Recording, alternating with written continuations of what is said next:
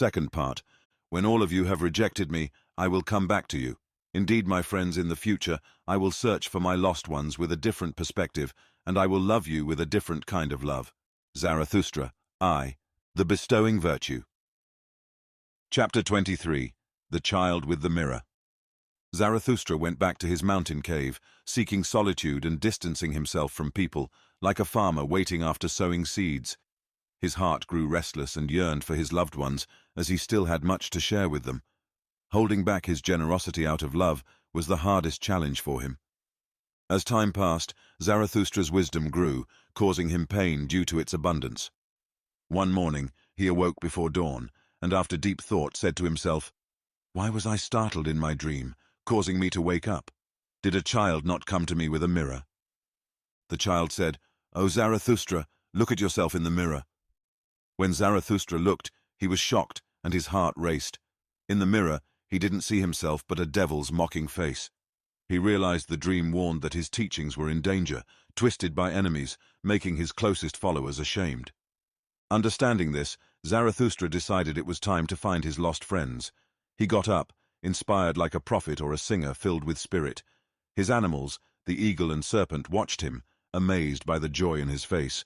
Zarathustra asked his animals, "What has happened to me? Have I changed? Has joy come to me like a storm?"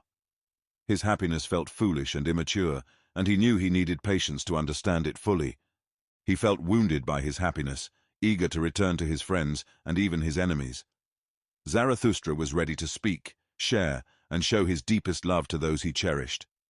His impatient love overflowed, aiming to reach everyone, from sunrise to sunset. His soul, emerging from quiet mountains and storms, was eager to descend into the valleys.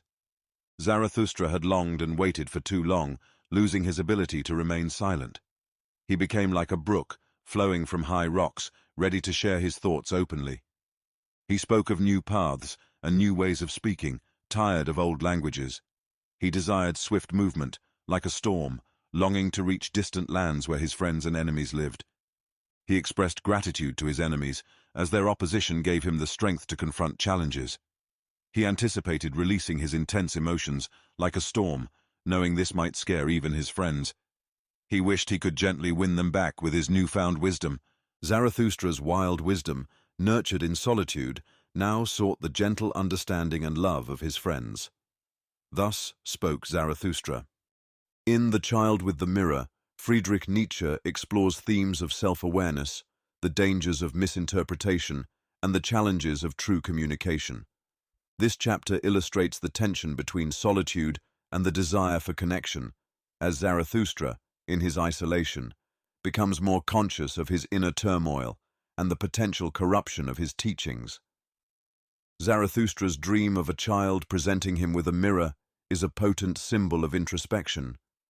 The child, representing innocence and truth, forces Zarathustra to confront his reflection.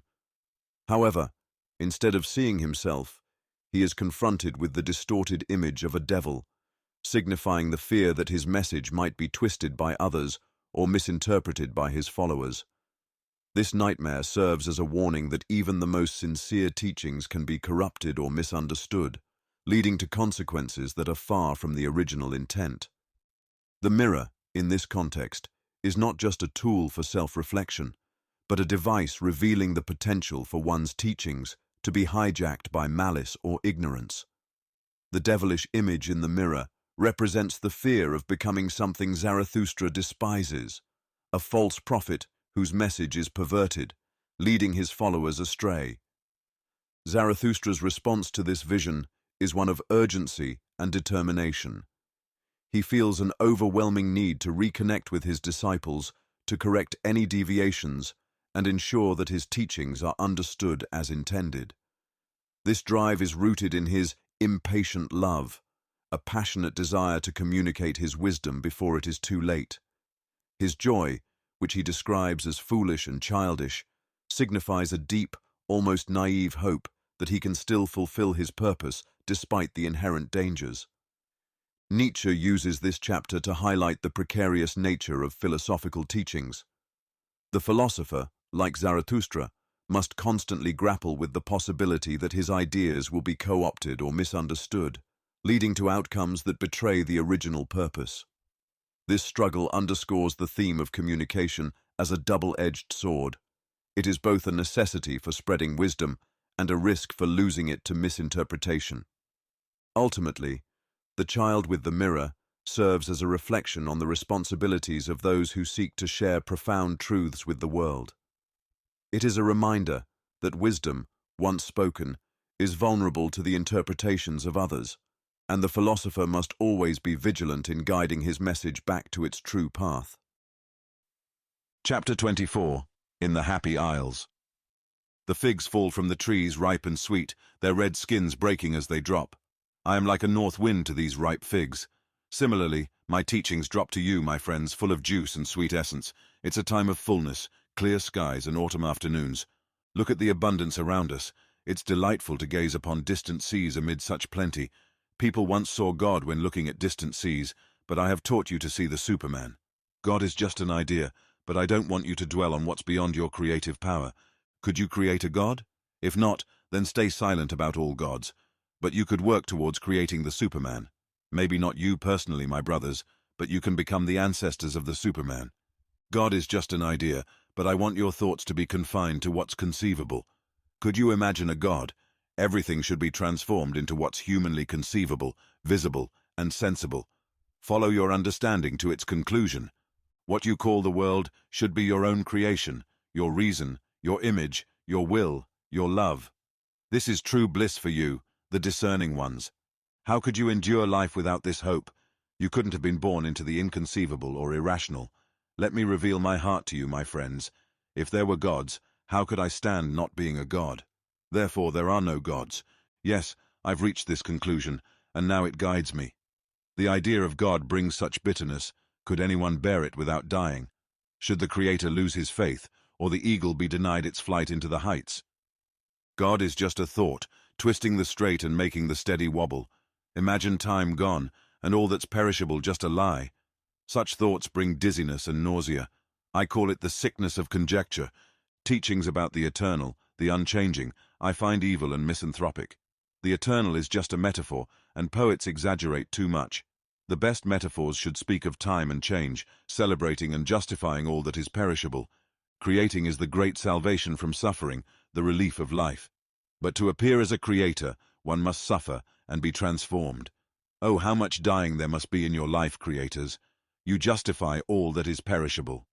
To be the newborn child, the Creator must also bear the pains of childbirth. I've journeyed through many souls and births, knowing the agony of final moments.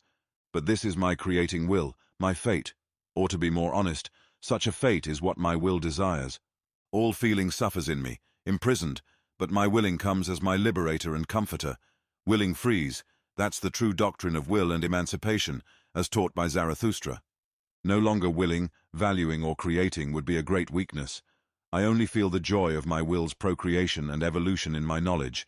If there's innocence in my knowledge, it's because it contains the will to procreate. My will lured me away from God and gods. What's there to create if gods exist? But it constantly drives me towards mankind, my eager creative will, like a hammer to stone.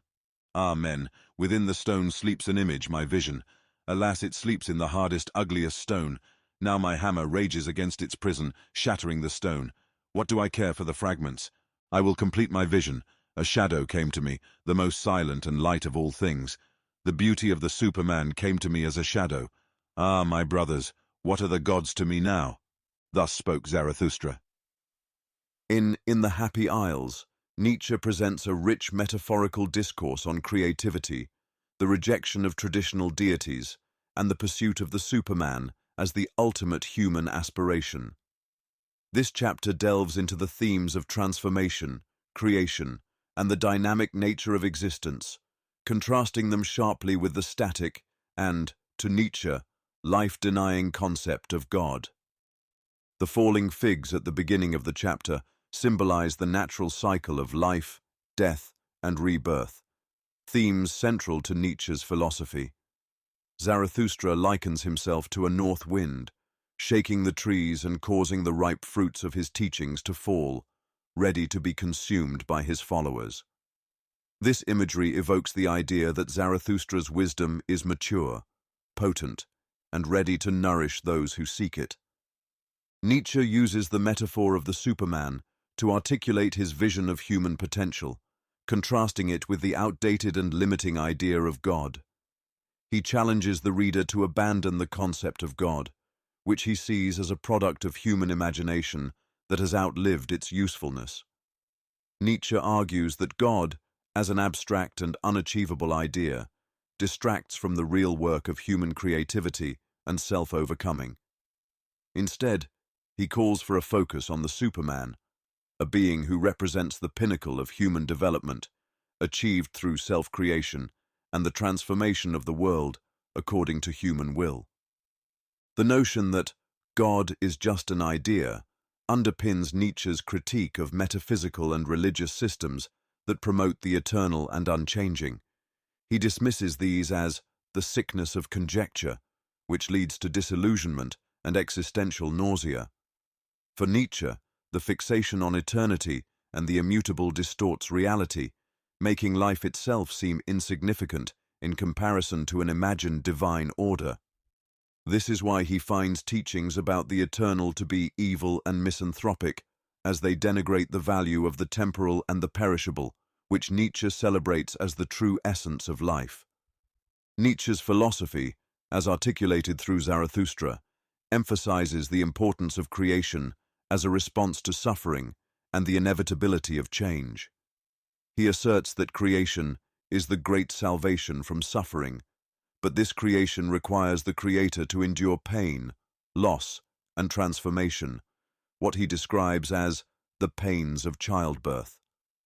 This metaphor of childbirth symbolizes the creative process, where suffering and joy are intertwined, leading to the birth of something new and meaningful. Zarathustra's personal journey away from the idea of God is portrayed as an act of liberation. His willing is a force that frees him from the constraints of religious dogma, propelling him toward the creation of something greater, mankind's evolution into the Superman. The act of creation, embodied in the image of a hammer-shattering stone, represents the destructive and transformative power of the will. Zarathustra's hammer, breaking through the hardest, ugliest stone, reveals the image of the Superman within, suggesting that human potential lies dormant, waiting to be realized through the force of creative will. In rejecting gods and embracing the Superman, Nietzsche advocates for a new form of existence grounded in the human capacity to create and transform. The shadow of the Superman, described as the most silent and light of all things, symbolizes an ideal that is both attainable and deeply connected to the human condition. Zarathustra's vision of the Superman contrasts with the divine, emphasizing that true divinity lies not in distant gods, but in the potential for greatness within humanity itself. Ultimately, this chapter encapsulates Nietzsche's call to move beyond traditional religious and metaphysical constraints, urging individuals to embrace their creative power, confront the reality of change, and work towards the realization of their highest potential, the Superman. Zarathustra's teachings encourage a life-affirming philosophy where creation, transformation, and the pursuit of excellence are the ultimate goals. Chapter 25. The Pitiful. My friends, some have mocked me, saying, "Look at Zarathustra. Doesn't he walk among us as if we were mere animals?" But it's more accurate to say that a wise person sees others as animals with red cheeks, blushing from too much shame. Shame, my friends, is the history of man according to the wise. This is why the noble-minded person avoids causing embarrassment. They practice modesty, especially in front of those who are suffering. I don't appreciate those who find joy in pity. They lack modesty themselves. If I show pity, I prefer not to be labeled as such, and to do it from a distance. I'd rather hide and escape unnoticed, and I advise you to do the same. I hope to meet untroubled people like you, to share hope, meals, and joy. I've helped the afflicted, but I've done better when I've learned to enjoy myself more. Our original sin is not enjoying life enough. By learning to enjoy ourselves, we stop causing and planning pain. I wash my hands and soul after helping someone, ashamed of their shame and hurting their pride. Big favors often lead to revenge, not gratitude, and small favors can turn into lingering resentment. Be cautious in accepting help, especially when you can't return it. I am a giver, sharing freely with friends. Strangers and the poor may take what they need without shame, but beggars should be eliminated. Dealing with them is always frustrating. Sinners and guilty consciences. The sting of conscience teaches one to sting back. Petty thoughts are the worst. It's better to act badly than to think pettily. You might think indulging in small evils prevents greater ones, but don't be sparing here. Big misdeeds are like boils, irritating but honest about their nature. But petty thoughts are like infections, hiding and spreading until they destroy everything. To someone possessed by evil, I would say, better to confront your evil. Even you can achieve greatness. We know too much about each other, making transparency without understanding. It's hard to live among people because it's hard to keep silent. We are unfair not to those who offend us, but to those who don't matter to us. If you have a suffering friend, be a firm support for them, like a hard bed. If a friend wrongs you, forgive them for hurting you, but remember they've hurt themselves more. True love surpasses even forgiveness and pity. Keep control of your heart, for losing it leads to losing your mind. The greatest follies and suffering come from the pitiful. Pity can be a trap, even for the loving. The devil once told me that even God has his hell, his love for mankind, and he recently said, God is dead, killed by his pity for man. Beware of pity, it brings troubles. Remember, great love is above pity, as it seeks to create what it loves. I offer myself and my neighbor as myself, that's the way of creators. But all creators are hard, thus spoke Zarathustra. In The Pitiful, Nietzsche confronts the concept of pity, examining its implications on human dignity, personal growth, and the dangers it poses to both the giver and the receiver.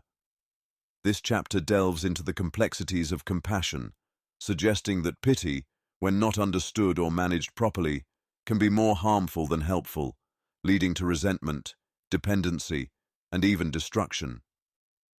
Zarathustra begins by addressing the criticism he faces for treating people as if they were mere animals.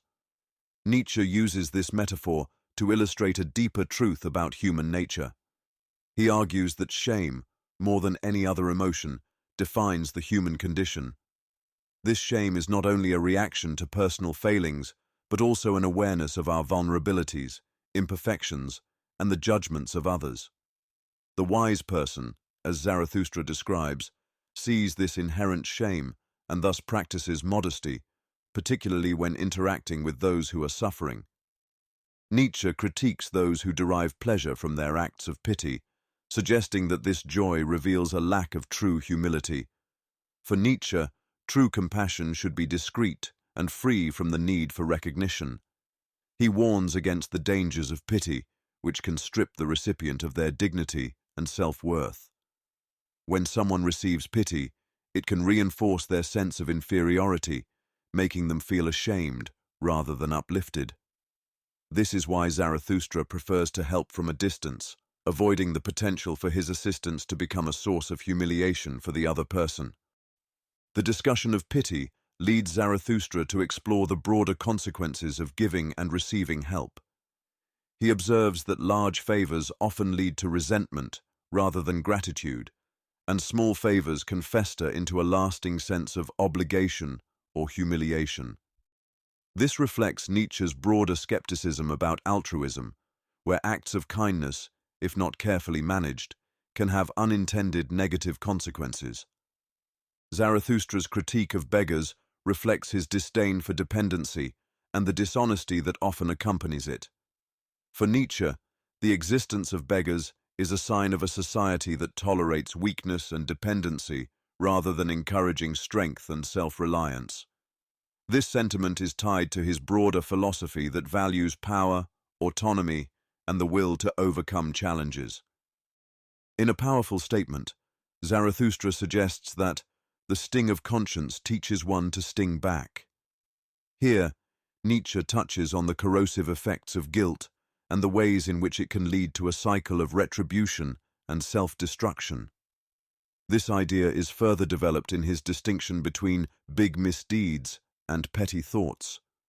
Big misdeeds, though harmful, are honest in their expression of human nature, while petty thoughts are insidious, spreading like infections that slowly corrupt the individual and society.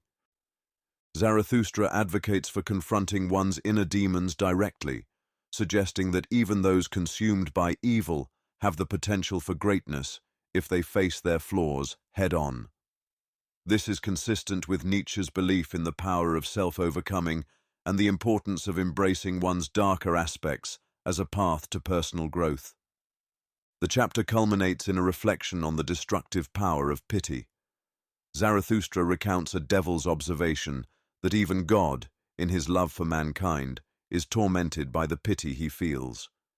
This pity, according to the devil, ultimately leads to God's demise, a metaphor for the idea that excessive compassion, unchecked by strength or discernment, can lead to ruin. Nietzsche's message here is clear. Pity, if not carefully controlled, can weaken both the giver and the receiver.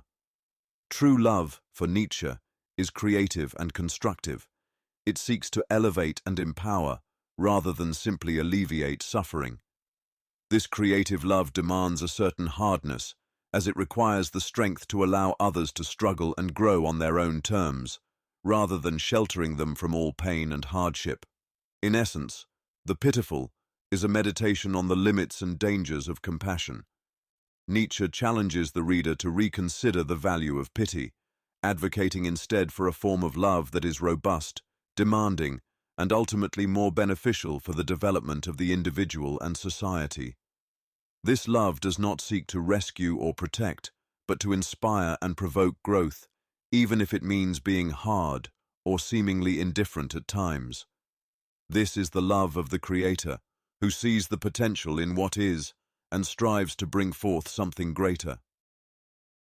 Chapter 26. The Priests. One day Zarathustra signaled his disciples and spoke to them about encountering priests, his adversaries. He advised passing them peacefully without confrontation.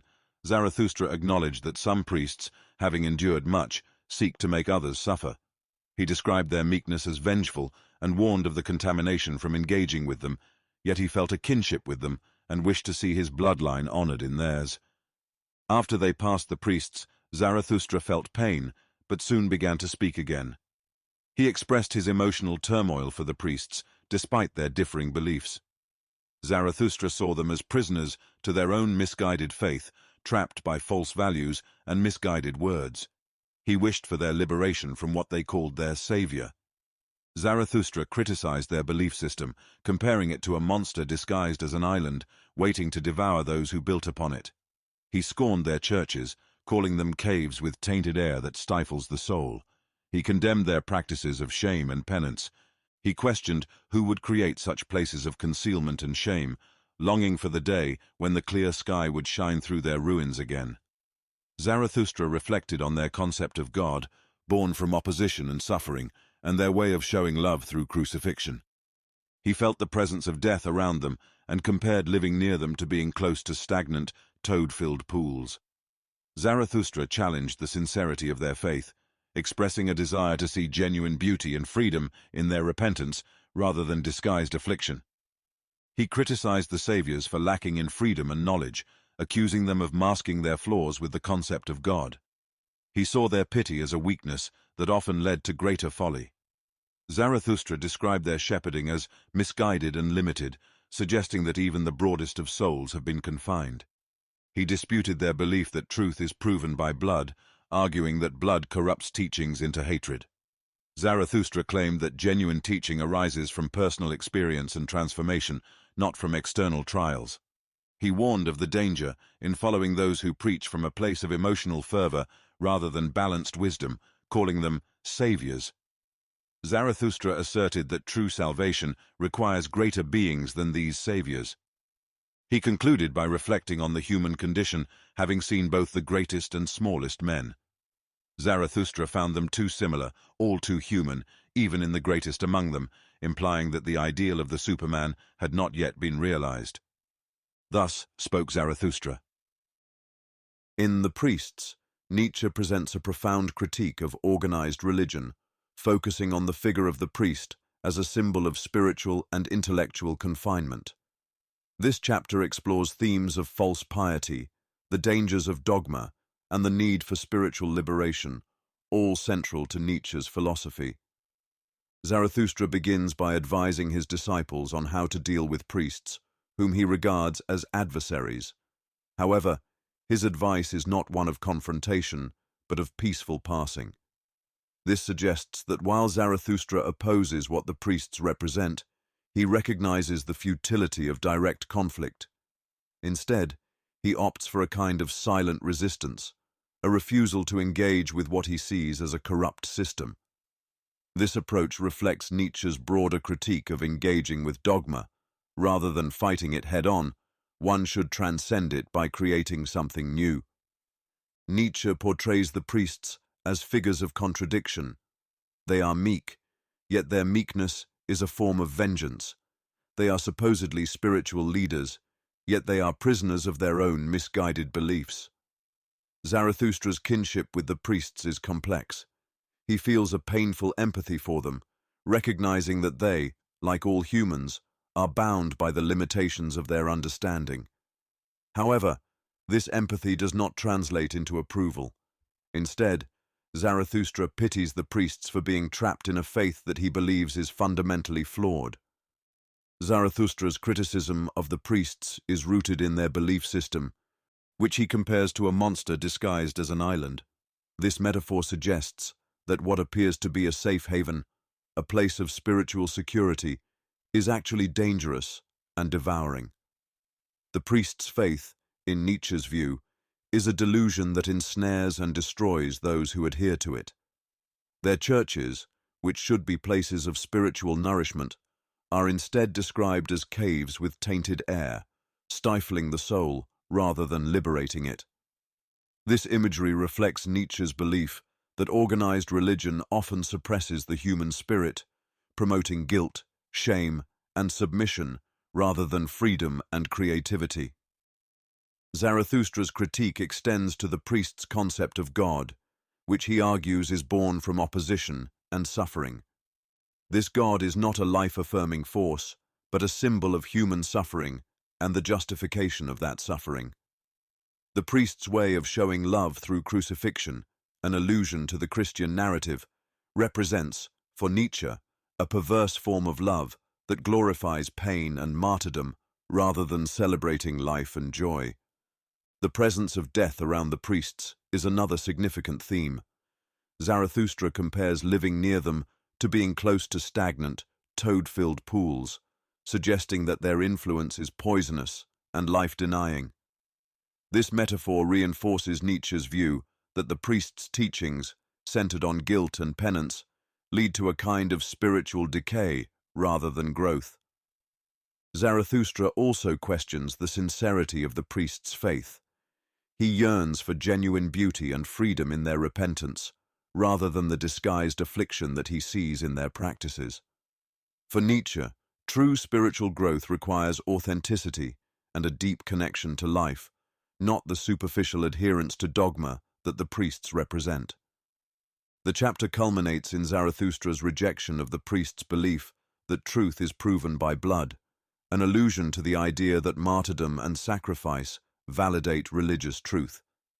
Instead, Zarathustra argues that genuine teaching arises from personal experience and transformation, from an inner journey rather than external trials. This reflects Nietzsche's emphasis on the individual's path to enlightenment, which cannot be dictated by dogma or tradition, but must be forged through personal struggle and self-overcoming. In criticizing the priests, Zarathustra also challenges the notion of the savior. He accuses these figures of lacking true freedom and knowledge, hiding their flaws behind the concept of God. This critique is central to Nietzsche's philosophy. He rejects the idea of salvation through external forces, advocating instead for self-overcoming and the creation of one's own values. True salvation, according to Zarathustra, requires greater beings than the so-called saviors, individuals who can transcend the limitations of human nature and aspire to the ideal of the Superman. Finally, Zarathustra reflects on the human condition, noting that even the greatest men are still all too human. This implies that the ideal of the Superman has not yet been realized, that humanity is still bound by its weaknesses and limitations. This reflection serves as a reminder of the ongoing struggle to overcome these limitations and reach the higher potential that Nietzsche envisions. In essence, The Priests is a powerful critique of organized religion and the figures who perpetuate it. Nietzsche, through Zarathustra, challenges the reader to reject dogma, embrace personal experience and transformation, and strive for a higher, more liberated existence. This chapter encapsulates Nietzsche's call for a new spiritual path, one that transcends the limitations of traditional religious beliefs and leads to the creation of the Superman. Chapter 27. The Virtuous. I made a sign to my disciples and said these words to them, "Here are priests, but although they are my enemies, pass them quietly and with sleeping swords. Even among them there are heroes. Many have suffered too much, and now want to make others suffer. Their meekness is vengeful and harmful, yet my blood is related to theirs. I wish to see my blood honored in theirs." After passing the priests, a pain struck me, but I soon spoke. My heart is moved for these priests. They go against my taste, but that is a small matter. I suffer and have suffered with them. They are prisoners, stigmatized by their savior. They are fettered by false values and fatuous words. Oh, that someone would save them from their savior. They mistook a slumbering monster for an island. False values and fatuous words are the worst monsters, waiting to devour those who build upon them. Look at the tabernacles the priests built, calling them churches. The air is mustified, and their belief commands submission. Their belief disdains shameless honesty. They created these caves and penitent stairs out of concealment and shame. Only when the clear sky shines through their ruins will I turn my heart to their God. They worshipped a God born from suffering and opposition, loving their God through crucifixion. They wish to live like corpses, talking of charnel houses. One living near them lives near black pools. I would believe in their Savior if his disciples seemed more like saved ones. Their Savior did not come from freedom or knowledge. Their Saviors drowned in pity, leading to greater folly. They eagerly drive their flock, as if there were only one path to the future. Their shepherds are part of the flock, with small spirits. They wrote their path in blood, teaching that truth is proven by blood. But blood is the worst witness to truth. What does it prove when a person suffers for his teaching? True teaching comes from one's own burning. Where the heart is hot and the head cold, the Savior arises. Greater and higher-born ones than these saviors are needed for true salvation. I have seen the greatest and smallest men, too similar to each other, all too human. Thus spoke Zarathustra.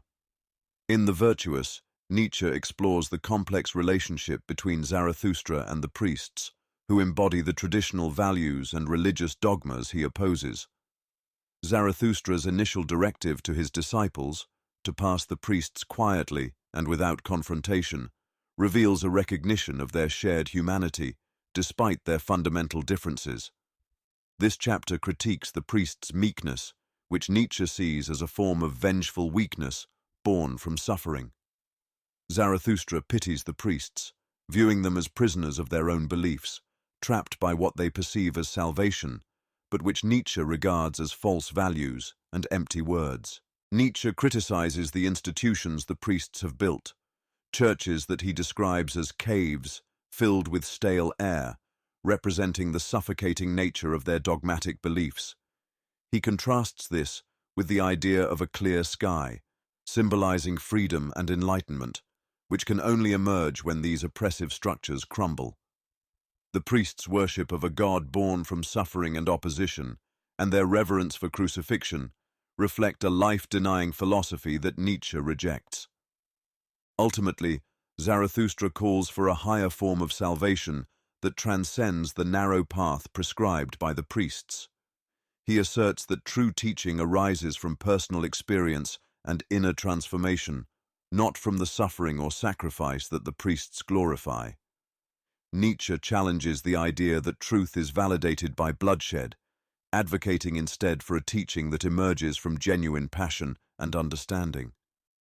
In this critique, Nietzsche emphasizes the need for greater, more enlightened individuals, beyond the all-too-human priests and their saviors, to guide humanity toward true spiritual liberation. Chapter 28. The Rabble. Life is a well of delight, but where the rabble also drink, there all fountains are poisoned. To everything cleanly am I well disposed, but I hate to see the grinning mouths and the thirst of the unclean. They cast their eye down into the fountain, and now glances up to me their disgusting smiles out of the fountain. They have tainted the holy water with their lustfulness, and when they called their disgusting dreams a delight, they tainted the words as well. When they set their wet hearts on fire, their indignation turned into a flame, and when the rabble got too close to the fire, the spirit itself began to bubble and smoke. Mawkish and overly gentle, they resemble the fruit they are holding. Shaky and withered at the top, they resemble the fruit tree. And many a one who has turned away from life has only turned away from the rabble. He hated to share with them fountain, flame, and fruit.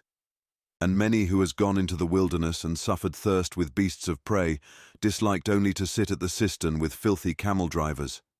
And many who has come along as a destroyer and as a hailstorm to all cornfields wanted merely to put his foot into the jaws of the rabble and thus stop their throat.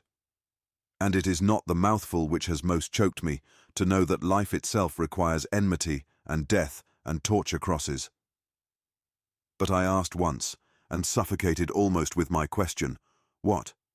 Is the rabble also necessary for life? Are poisoned fountains necessary, and stinking fires, and filthy dreams, and maggots in the bread of life? Not my hatred, but my loathing, gnawed hungrily at my life. Ofttimes became I weary of spirit, when I found even the rabble spiritual. And on the rulers turned I my back, when I saw what they now call ruling, to traffic and bargain for power, with the rabble. Among peoples of a strange language I dwelled, with stopped ears, so that the language of their trafficking might remain strange to me, and their bargaining for power. And holding my nose, I went morosely through all yesterdays and todays, verily, badly smell all yesterdays and todays of the scribbling rabble, like a cripple become deaf and blind and dumb. Thus have I lived long, that I might not live with the power rabble, the scribe rabble, and the pleasure rabble. Toilsomely did my spirit mount stairs, and cautiously, arms of delight were its refreshment. On the staff did life creep along with the blind one. What has happened to me? How have I freed myself from loathing? Who has rejuvenated my eye? How have I flown to the height where no rabble any longer sit at the wells? Did my loathing itself create for me wings and fountain-divining powers? Verily, to the loftiest height had I to fly, to find again the well of delight. Oh, I have found it, my brothers. Here on the loftiest height bubbles up for me the well of delight. And there is a life at whose waters none of the rabble drink with me. Almost too violently dost thou flow for me, thou fountain of delight. And often you empty the goblet again, in wanting to fill it. And yet must I learn to approach thee more modestly. Far too violently does my heart still flow towards thee, my heart on which my summer burns, my short, hot, melancholy, over-happy summer. How my summer heart longs for thy coolness. Past, the lingering distress of my spring. Past, the wickedness of my snowflakes in June. Summer have I become entirely, and summer noontide. A summer on the loftiest height, with cold fountains and blissful stillness. O come, my friends, that the stillness may become more blissful. For this is our height and our home. Too high and steep do we here dwell for all uncleanly ones and their thirst. Cast but your pure eyes into the well of my delight, my friends. How could it become turbid thereby? It shall laugh back to you with its purity. On the tree of the future we build our nest. Eagles shall bring us lone ones food in their beaks. Indeed, there is no food that the impure can share.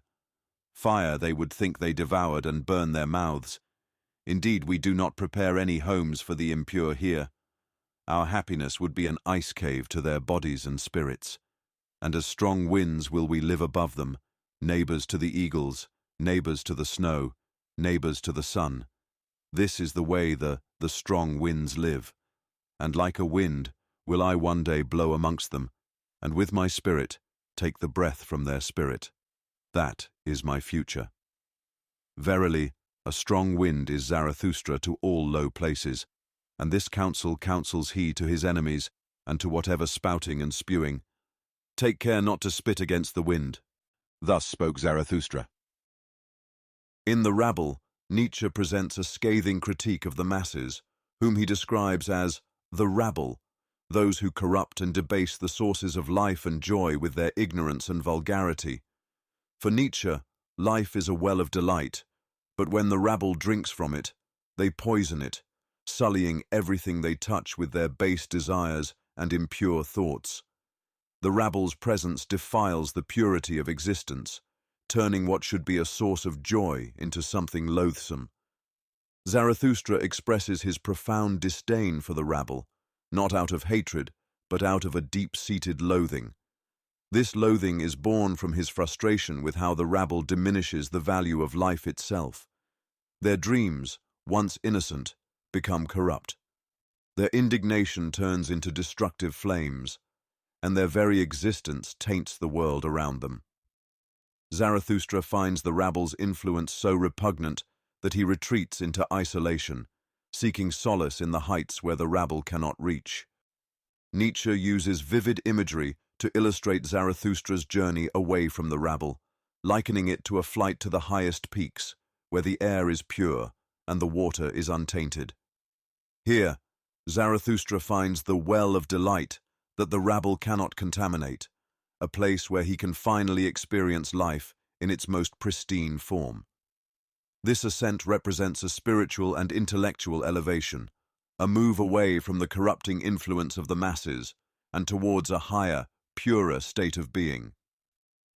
Zarathustra's loathing for the rabble is also a rejection of the societal norms and values that they uphold. He sees the rabble's influence in the rulers who bargain for power, in the scribes who pollute thought with trivialities, and in those who pursue shallow pleasures. For Zarathustra, these figures are emblematic of the decay that the rabble brings to culture and intellect. In his isolation, Zarathustra finds renewal and strength, his spirit rejuvenated by the pure air and the solitude of the heights. He celebrates this newfound freedom, which allows him to live like a strong wind, untainted by the rabble below. This metaphor of the wind captures Zarathustra's vision of his role in the world, a force that cleanses and purifies, sweeping away the stagnation and corruption of the low places. Ultimately, Nietzsche's commentary through Zarathustra is a call to transcend the mediocrity of the masses, to seek higher forms of life and thought that are unpolluted by the vulgarity of the rabble. It is an invitation to live boldly, to rise above the common, and embrace the purity of existence that can only be found in the heights. Zarathustra's journey is one of self-overcoming, of leaving behind the corrupt and the base to find true joy and fulfillment in the solitude of the peaks. Chapter 29. The Tarantulas. Behold, this is the tarantula's den.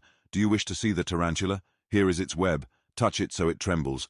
The tarantula comes willingly. Welcome, tarantula. Black is the triangle on your back, your symbol.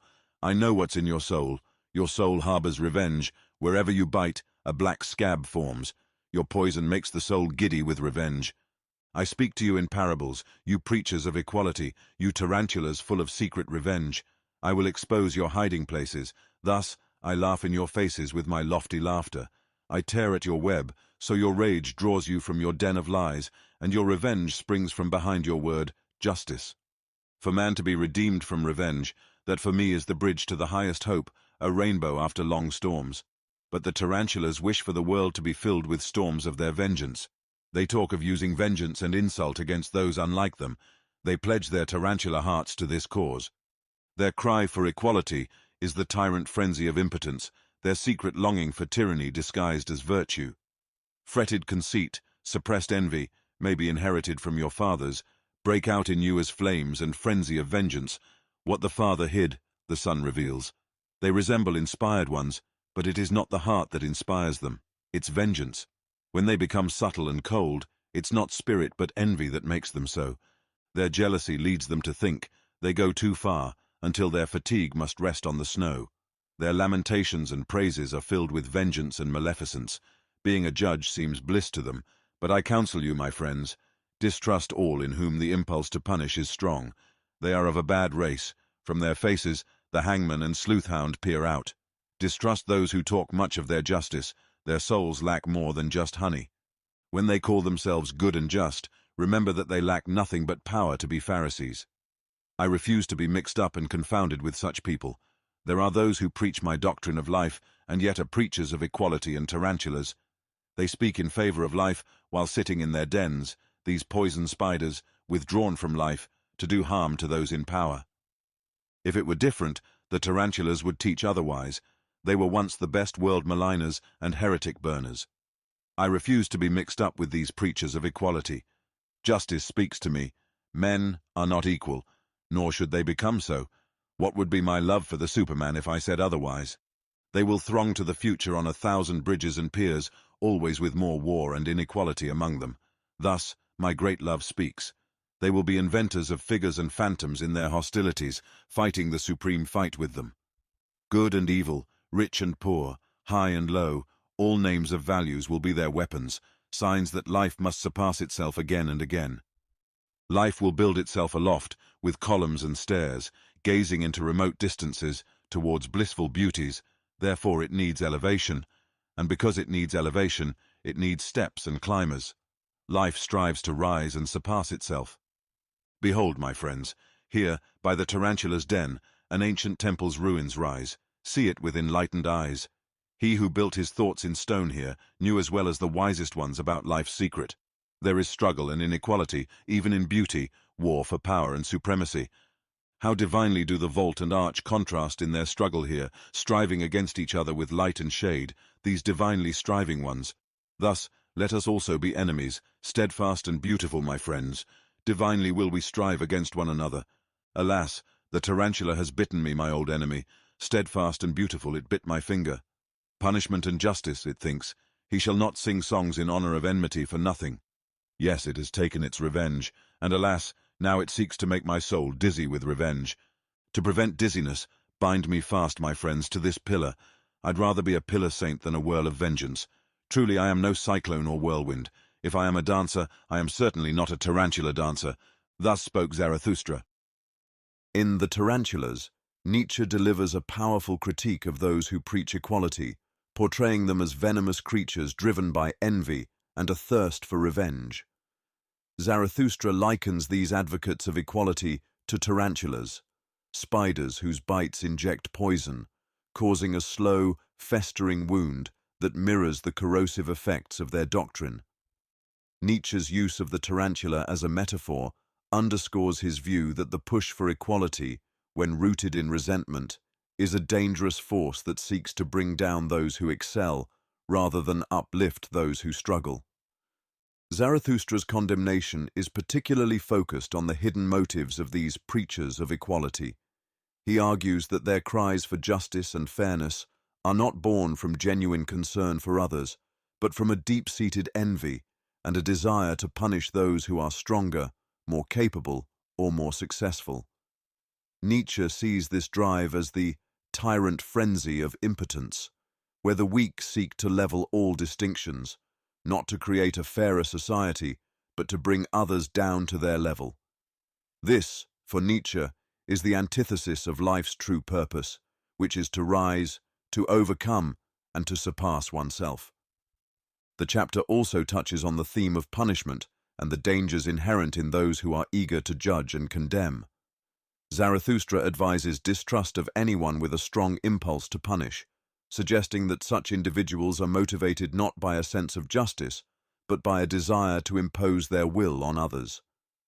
These are the bad race, whose sense of justice is tainted by personal vendettas, and who, if given power, would become tyrants or Pharisees, hiding their true intentions behind a mask of virtue. Nietzsche contrasts the tarantulas with his own philosophy of the Superman, which embraces inequality as a natural and necessary aspect of life. For Nietzsche, life is about striving, about ascending to greater heights, and this process inherently involves struggle, conflict, and distinction. He sees the drive for equality as a denial of this natural order, an attempt to halt the upward movement of life by imposing a false sense of uniformity. The ruins of an ancient temple near the tarantula's den serve as a metaphor for Nietzsche's ideal, a structure built on the recognition of struggle and inequality as fundamental to beauty and greatness. Just as the temple's vaults and arches contrast and complement each other in their divine striving, so too must individuals strive against one another in a beautiful and creative contest that elevates humanity. In the end, Zarathustra reflects on his own susceptibility to the poison of the tarantulas, how even he can feel the pull of revenge when bitten by their venom. However, he chooses to bind himself to a pillar, preferring the stability of a pillar saint over the chaotic whirlwind of vengeance. This act symbolizes Nietzsche's rejection of petty revenge and his commitment to higher values, emphasizing that true greatness lies in rising above such base impulses. Through this chapter, Nietzsche challenges the reader to reject the seductive appeal of revenge and the false promise of equality when it is rooted in resentment. Instead, he calls for an embrace of life's inherent inequalities, urging individuals to strive for greatness, to create, and to celebrate the differences that propel life forward. Zarathustra's message is one of transcendence, rising above the tarantula's web of envy and vengeance to reach the loftier heights of human potential. Chapter 30. The Famous Wise Ones.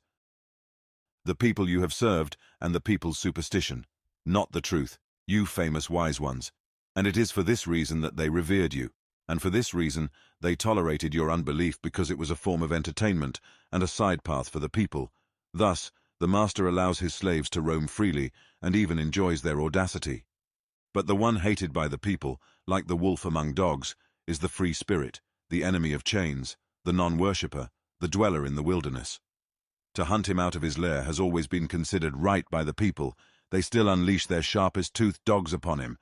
For truth is where the people are, they say. Woe, woe to those who seek otherwise.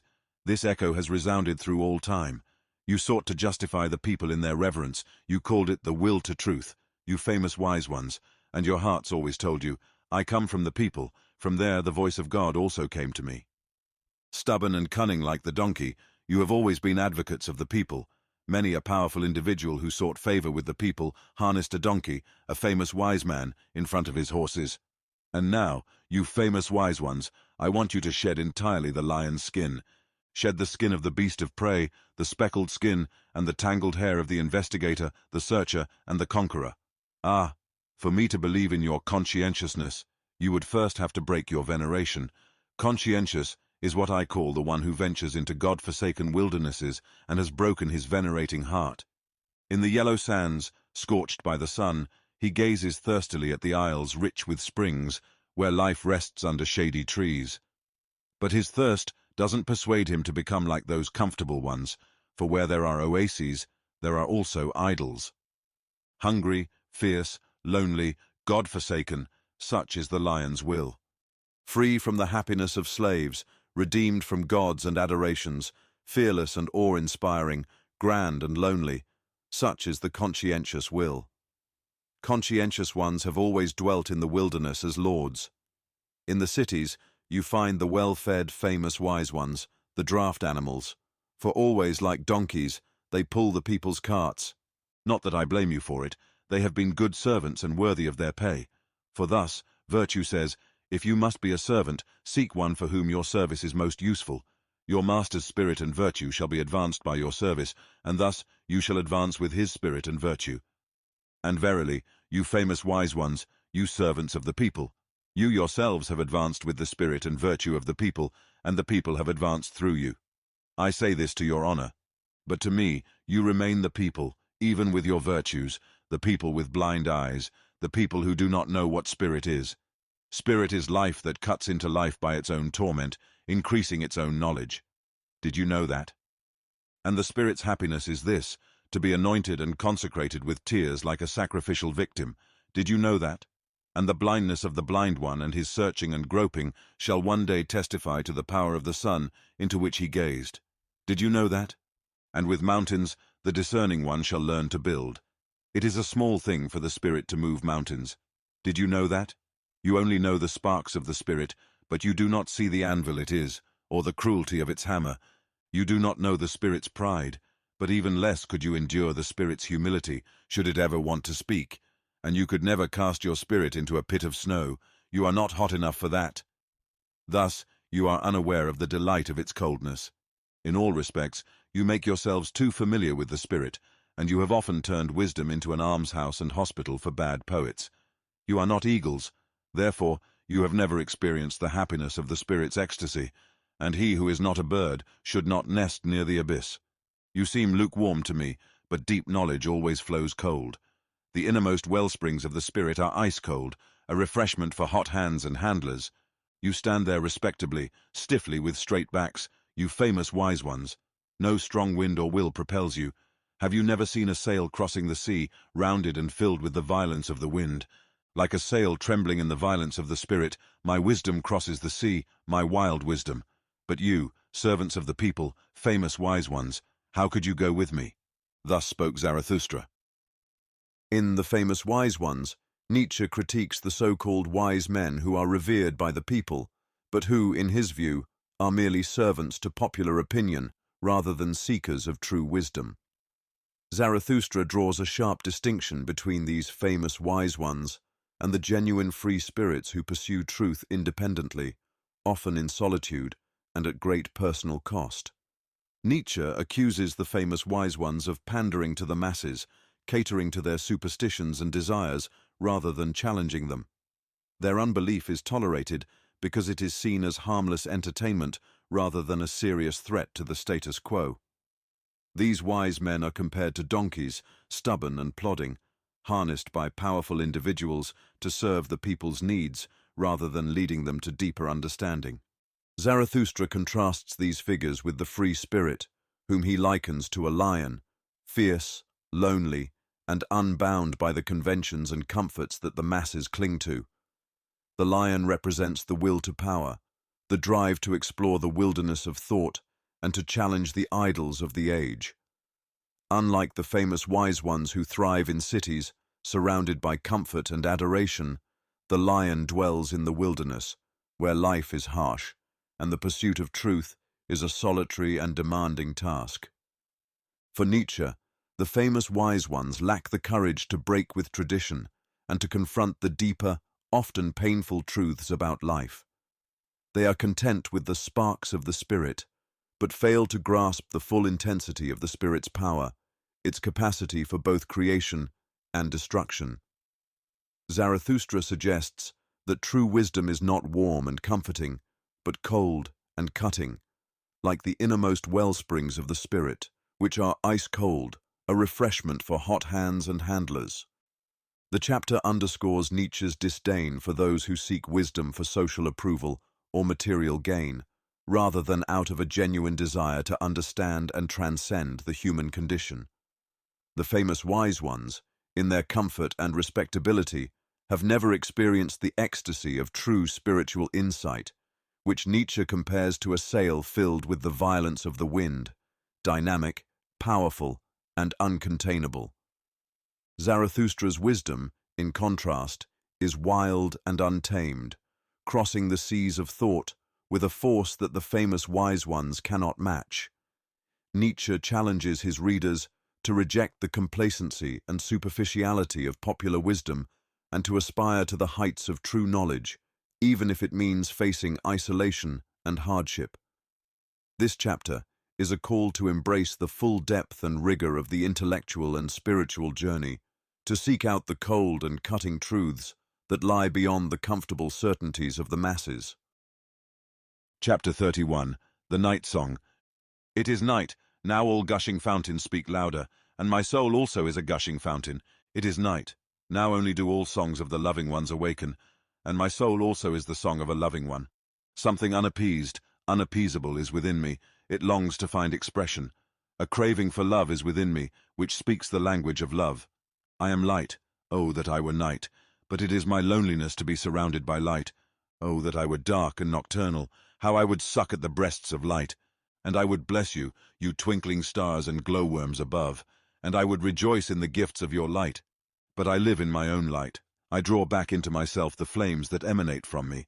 I do not know the joy of receiving, and often I have dreamed that stealing must be more blessed than receiving. It is my poverty that my hand never ceases to give.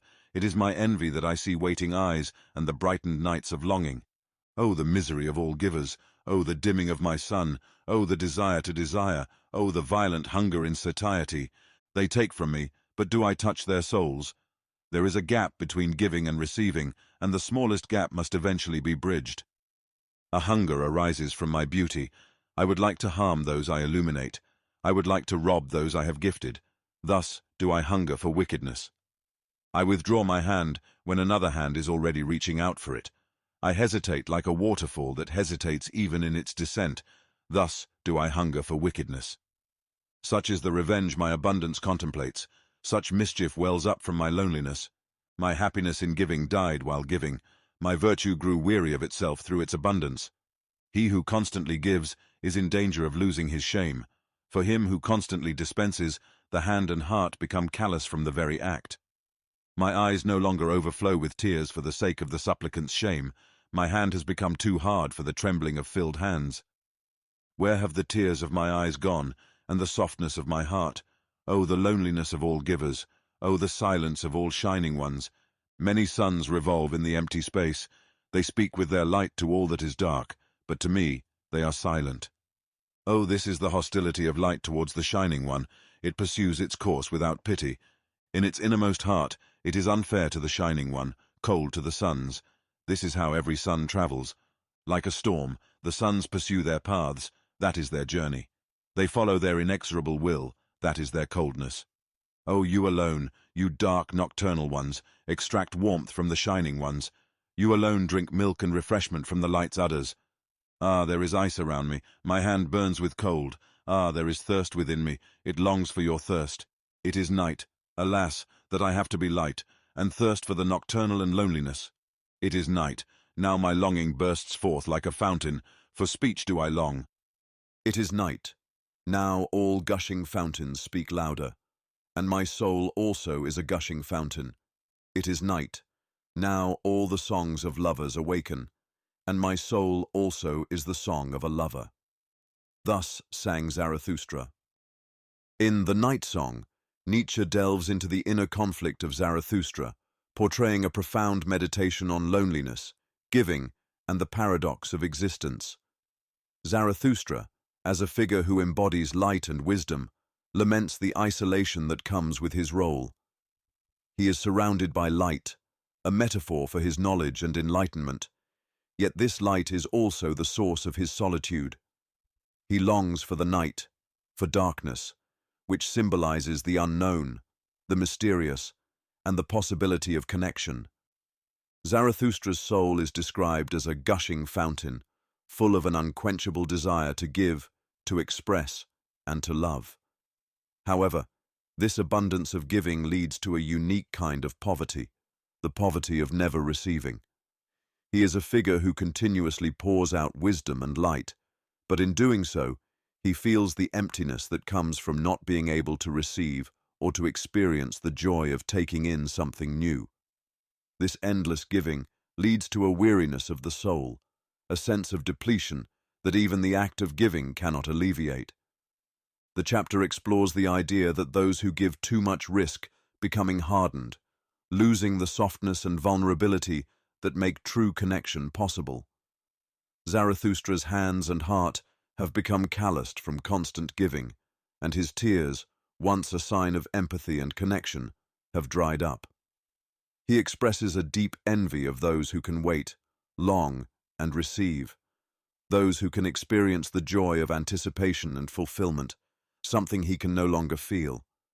Nietzsche uses the imagery of the sun and stars to illustrate Zarathustra's existential plight.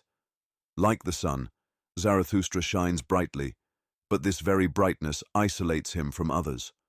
The sun travels its path, relentless and cold, unable to connect with the darkness that it illuminates. Zarathustra, in his role as a bringer of light, finds himself similarly distant from those he seeks to enlighten. The light, in its pursuit of illuminating others, remains cold and indifferent to the shining one who generates it. This inner conflict manifests as a longing for darkness, for the night, where the boundaries between giving and receiving blur, and where Zarathustra could find the warmth and connection that his light denies him. The night represents a world where Zarathustra can be free from the burden of his own radiance, where he can experience the longing, the hunger, and the vulnerability that are denied to him in the day. The chapter concludes with Zarathustra's yearning for speech, for the expression of his inner turmoil. The night, a time when all fountains speak louder and the songs of lovers awaken, becomes a metaphor for Zarathustra's own soul, which is bursting with a desire to communicate and connect. This song, filled with both love and loneliness, reflects the dual nature of Zarathustra's existence, caught between the need to give and the desire to receive, between the light he embodies and the darkness he longs for. Nietzsche, through Zarathustra, presents a poignant exploration of the human condition, particularly the isolation that can accompany wisdom and the burden of being a perpetual giver. The night song is both a lament and a celebration of this tension, highlighting the complex interplay between light and darkness, giving and receiving, and the inescapable solitude that often accompanies greatness. Chapter 32. The Dance Song. One evening, Zarathustra and his disciples ventured through the forest in search of a well. To their surprise, they stumbled upon a peaceful green meadow, surrounded by trees and bushes, where maidens were dancing joyfully. When the maidens recognized Zarathustra, they paused in their dance. However, Zarathustra approached them with a friendly demeanor and spoke these words: "Don't stop your dancing, lovely maidens. I haven't come to spoil your fun or be an enemy to maidens. I am here as God's advocate against the spirit of gravity, which is the devil. How could I, you light-footed ones, be hostile to divine dances or the graceful feet of maidens? Certainly, I am like a forest, and my demeanor can be dark like a night in the woods. But for those who aren't afraid of my darkness, they will find banks full of roses beneath my cypress trees. You might even discover the little god here, who is dear to maidens, resting quietly beside the well with his eyes closed. He fell asleep in broad daylight, that lazy one. Perhaps he had been chasing butterflies too much. So don't blame me, you beautiful dancers, when I chastise the little god a bit. He may cry and weep, but even his tears are laughable. With tears in his eyes, he will ask you for a dance, and I will sing a song to accompany his dance, a dance song and a satire on the spirit of gravity, that supreme devil who is said to be the lord of the world. And this is the song that Zarathustra sang when Cupid and the maidens danced together. Recently, I gazed into the eyes of life, and it seemed to me that I was sinking into the unfathomable depths. But you pulled me out with a golden hook and mockingly laughed when I called you unfathomable. You said, that's how all fish speak. What they can't fathom is unfathomable. But I am only changeable and wild, not virtuous. Although you call me the profound one, the faithful one, the eternal one, and the mysterious one, you men attribute your virtues to me. Alas, you virtuous ones." She laughed, that unbelievable one, but I never believe her laughter when she speaks ill of herself. And when I had a face-to-face conversation with my wild wisdom, she spoke to me angrily. "You desire, you crave, you love, that's why you praise life." I almost responded indignantly and told the truth to the angry one, and there's no more indignant response than when one tells the truth to their wisdom. That's how things are with us three. In my heart, I love only life, and I love her most when I hate her. But I also have a fondness for wisdom, often too much, because she reminds me so strongly of life.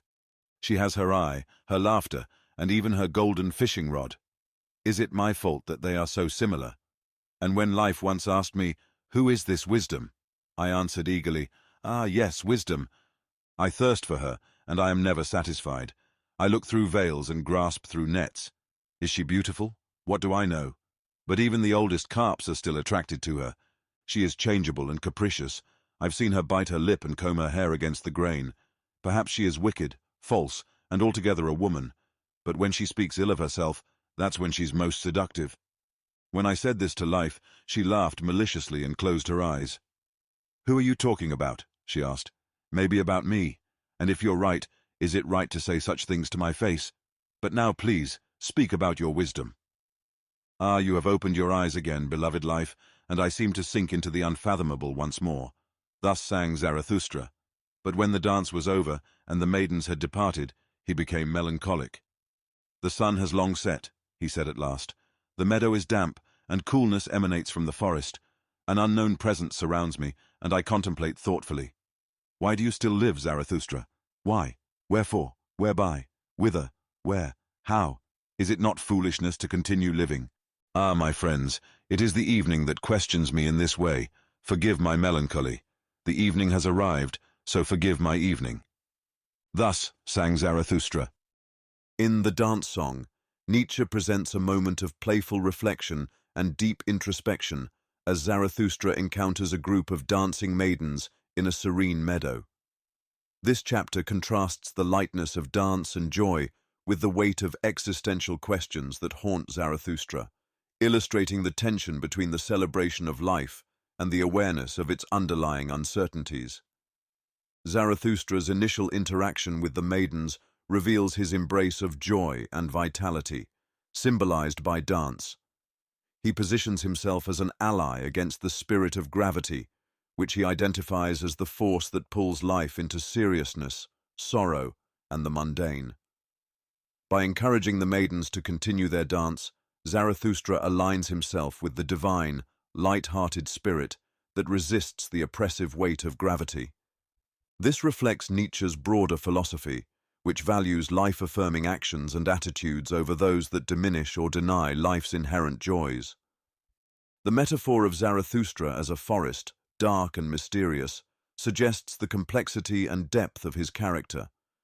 While his external demeanor may seem intimidating, beneath this exterior lies beauty and warmth, symbolized by banks full of roses. This duality reflects Nietzsche's belief in the importance of embracing both the light and dark aspects of life, recognizing that true vitality comes from engaging with life's complexities rather than avoiding them. Zarathustra's song, which he sings while the maidens and Cupid dance, delves into his philosophical musings about life and wisdom. He describes life as unfathomable, yet mocking and playful, drawing him into its depths, only to laugh at his attempts to understand it. This interaction between Zarathustra and life embodies the Nietzschean idea that life is inherently elusive and cannot be fully grasped by rational thought. Life, like wisdom, is changeable, capricious, and seductive, resisting any attempt to be pinned down or fully understood. The dance song also explores the relationship between Zarathustra's love for life and his pursuit of wisdom. He acknowledges that his love for life is intertwined with his desire for wisdom, even though wisdom often frustrates him with its elusiveness and capricious nature. Wisdom, personified as a woman who is both alluring and deceptive, shares characteristics with life, reinforcing the idea that wisdom, like life, cannot be possessed or fully comprehended. Zarathustra's attraction to wisdom is tinged with the recognition that it is as unpredictable and inscrutable as life itself. As the dance ends and the maidens depart, Zarathustra's mood shifts to melancholy. The setting sun and the coolness of the evening bring forth existential questions, as Zarathustra ponders the meaning and purpose of his continued existence. This moment of introspection highlights the inevitability of such questions for those who, like Zarathustra, seek to live deeply and fully. The evening, a metaphor for the closing of a day or the waning of life, prompts Zarathustra to confront the uncertainties that underlie his existence. Through the dance song, Nietzsche juxtaposes the exuberance of life with the profound, sometimes painful, reflections that accompany it. Zarathustra's engagement with both the joy of the dance and the melancholy of the evening reflects Nietzsche's philosophy of embracing the totality of life, its pleasures, its mysteries, and its inevitable questions. The chapter serves as a reminder that even in the midst of celebration, the weight of existential reflection is never far away, and that true wisdom lies in the ability to navigate both with grace. Chapter 33. The Grave Song. Over there is the graveyard island, the silent island, and there lie the graves of my youth. I will carry an evergreen wreath of life there. With this resolution in my heart, I sailed across the sea. Oh, the sights and scenes of my youth! Oh, all the glimpses of love, those divine fleeting glimpses! How could you disappear so quickly for me? Today, I think of you as my departed ones. From you, my dearest departed ones, comes a sweet fragrance to me, heart-opening and melting. Truly, It convulses and opens the heart of the solitary sailor. I am still the richest and most to be envied, I, the loneliest one. For I have possessed you, and you still possess me. Tell me, who has ever received such rosy apples from the tree as I have? I am still the heir and legacy of your love, blooming in your memory with many-hued, wild-growing virtues, O my dearest ones. Ah, we were meant to remain close to each other, you kindly strange marvels. And you came to me, and my longing not like timid birds, but as trusting ones to a trusting one. Yes, made for faithfulness like me, and for fond eternities, I must now call you by your faithlessness, you divine glances and fleeting gleams. I have not learned any other name yet. Truly, you died too early for me, you fugitives. Yet you did not flee from me, and I did not flee from you. We are innocent to each other in our faithlessness. They strangled you to kill me, you singing birds of my hopes. Yes, malice always shot its arrows at you, my dearest ones, to hit my heart. And they hit it.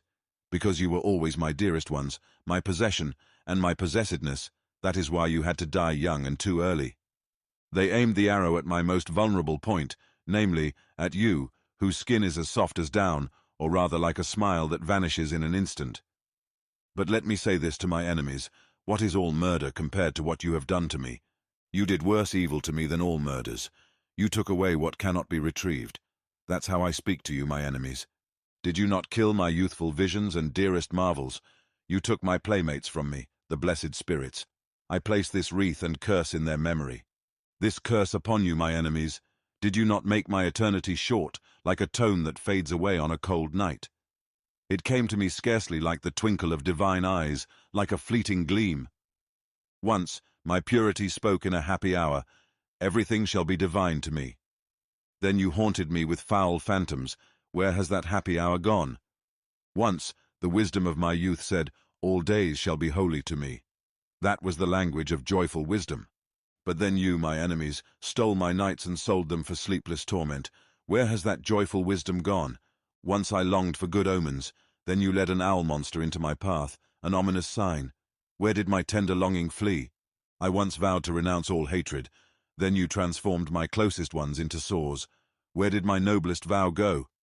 I once walked like a blind person on blessed paths. Then you threw filth on the blind person's path, and now he is disgusted with the old path. And when I achieved my greatest task and celebrated my victories, you made those who loved me shout that I grieved them the most. It was always your doing. You poisoned my best honey and the diligence of my best bees. You sent the most shameless beggars to my charity, and you surrounded the shamelessly incurable with my sympathy. That's how you wounded the faith of my virtue. And when I offered my holiest as a sacrifice, your piety immediately placed its fatter offerings beside it, so that my holiest suffocated in the fumes of your fat. Once, I wanted to dance as I had never danced before, far beyond the heavens. Then you seduced my favorite minstrel, and now he plays a dreadful, melancholic tune. Alas, he played it as a mournful horn in my ear. Murderous minstrel, instrument of evil, most innocent instrument. I was ready for the finest dance, and you killed my ecstasy with your notes. Only in the dance do I know how to speak the parable of the highest things, and now my grandest parable remains unspoken in my limbs. Unspoken and unrealized is my highest hope, and all the visions and consolations of my youth have perished for me. How did I bear it? How did I survive and overcome such wounds? How did my soul rise again from those graves? Yes, something invulnerable and unburyable is within me, something that would tear rocks apart. It is called my will. It proceeds silently and remains unchanged through the years. My old will follow its course on my feet, unyielding in nature and invulnerable. I am only invulnerable in my heel. You live there forever, and are like yourself, the most patient one. You have broken all the shackles of the tomb. In you, the unrealized dreams of my youth still live. You sit hopefully on the yellow ruins of graves, like life and youth. Yes, you are still the demolisher of all graves. Hail to you, my will, and only where there are graves are there resurrections. Thus sang Zarathustra. In the Grave Song, Nietzsche explores themes of loss, memory, and the resilience of the human will. Zarathustra embarks on a journey to a metaphorical graveyard island, where the graves of his youth, his lost hopes, dreams, and ideals lie buried. This chapter reflects on the sorrow and melancholy that accompany the passage of time, as well as the enduring strength of the will to overcome such losses. Zarathustra's journey to the graveyard is symbolic of his confrontation with the past. The sights and scenes of his youth, once vibrant and full of promise, have become memories tinged with sorrow. These divine fleeting glimpses of love and hope, which once brought him joy, now linger as bittersweet recollections, testaments to the passage of time and the inevitability of change. Despite the grief that these memories evoke, Zarathustra recognizes that he is still the richest and most to be envied, because he has possessed these experiences. The love and beauty of his youth, though lost, continue to live within him, shaping who he is. This acknowledgement reflects Nietzsche's belief in the value of all experiences, even those that end in pain or disappointment. They contribute to the richness of life and the development of the individual. Zarathustra also reflects on the external forces, his enemies, that have robbed him of his youthful visions. These enemies are symbolic of the challenges, betrayals, and societal pressures that have thwarted his ideals and dreams. Zarathustra curses them for their actions, which have shortened his eternity and poisoned the purity and joy of his early aspirations. This curse is not merely an expression of anger, but a recognition of the destructive power of external influences on one's inner life. However, amid this lamentation, Zarathustra finds solace in the indomitable strength of his will. Despite the losses he has endured, his will remains invulnerable and unburiable, driving him forward with unwavering determination. Nietzsche emphasizes the power of the will as a force that can transcend even the deepest wounds and darkest moments. The will, for Nietzsche, is the source of life's continuity and the key to overcoming despair. Zarathustra's will is portrayed as a life-affirming force that not only survives the graves of the past, but also enables new beginnings. It is the demolisher of all graves, suggesting that through the will, one can rise above the tombs of lost dreams and create new life and meaning. This idea resonates with Nietzsche's broader philosophy of eternal recurrence and the importance of embracing life in all its forms, even in the face of suffering and loss. The chapter concludes with Zarathustra's acknowledgement that only where there are graves, only where there is loss and mourning, can there be resurrections. This paradoxical statement encapsulates Nietzsche's belief that suffering and death are essential to the process of rebirth and renewal. It is through confronting and overcoming the graveyards of our past that we find the strength to continue living, to keep striving, and to create anew. Grave Song is a meditation on the inevitability of loss, the pain of memories, and the enduring power of the will. Nietzsche, through Zarathustra, encourages us to recognize the value of our experiences, to mourn our losses, but also to find strength in our capacity to overcome and to transform our grief into a force for new life and growth. Chapter 34, Self-Surpassing. Will to truth is what you call it, you wisest ones, the force that drives you and makes you fervent. The desire for the comprehensibility of all existence is what I call your drive. You want to make all existence understandable because you have good reason to doubt if it's already understandable. But it shall adapt and bend itself to you. That's what your drive wishes.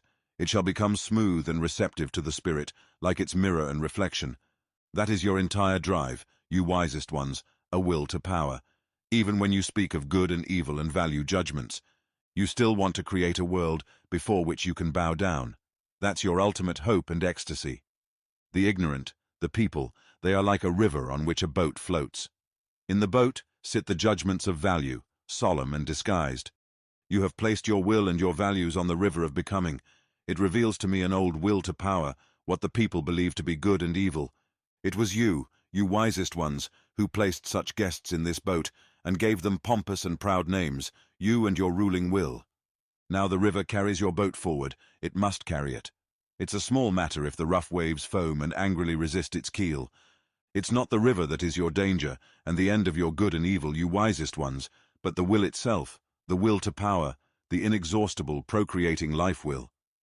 But so that you may understand my gospel of good and evil, I will tell you my gospel of life, and the nature of all living things.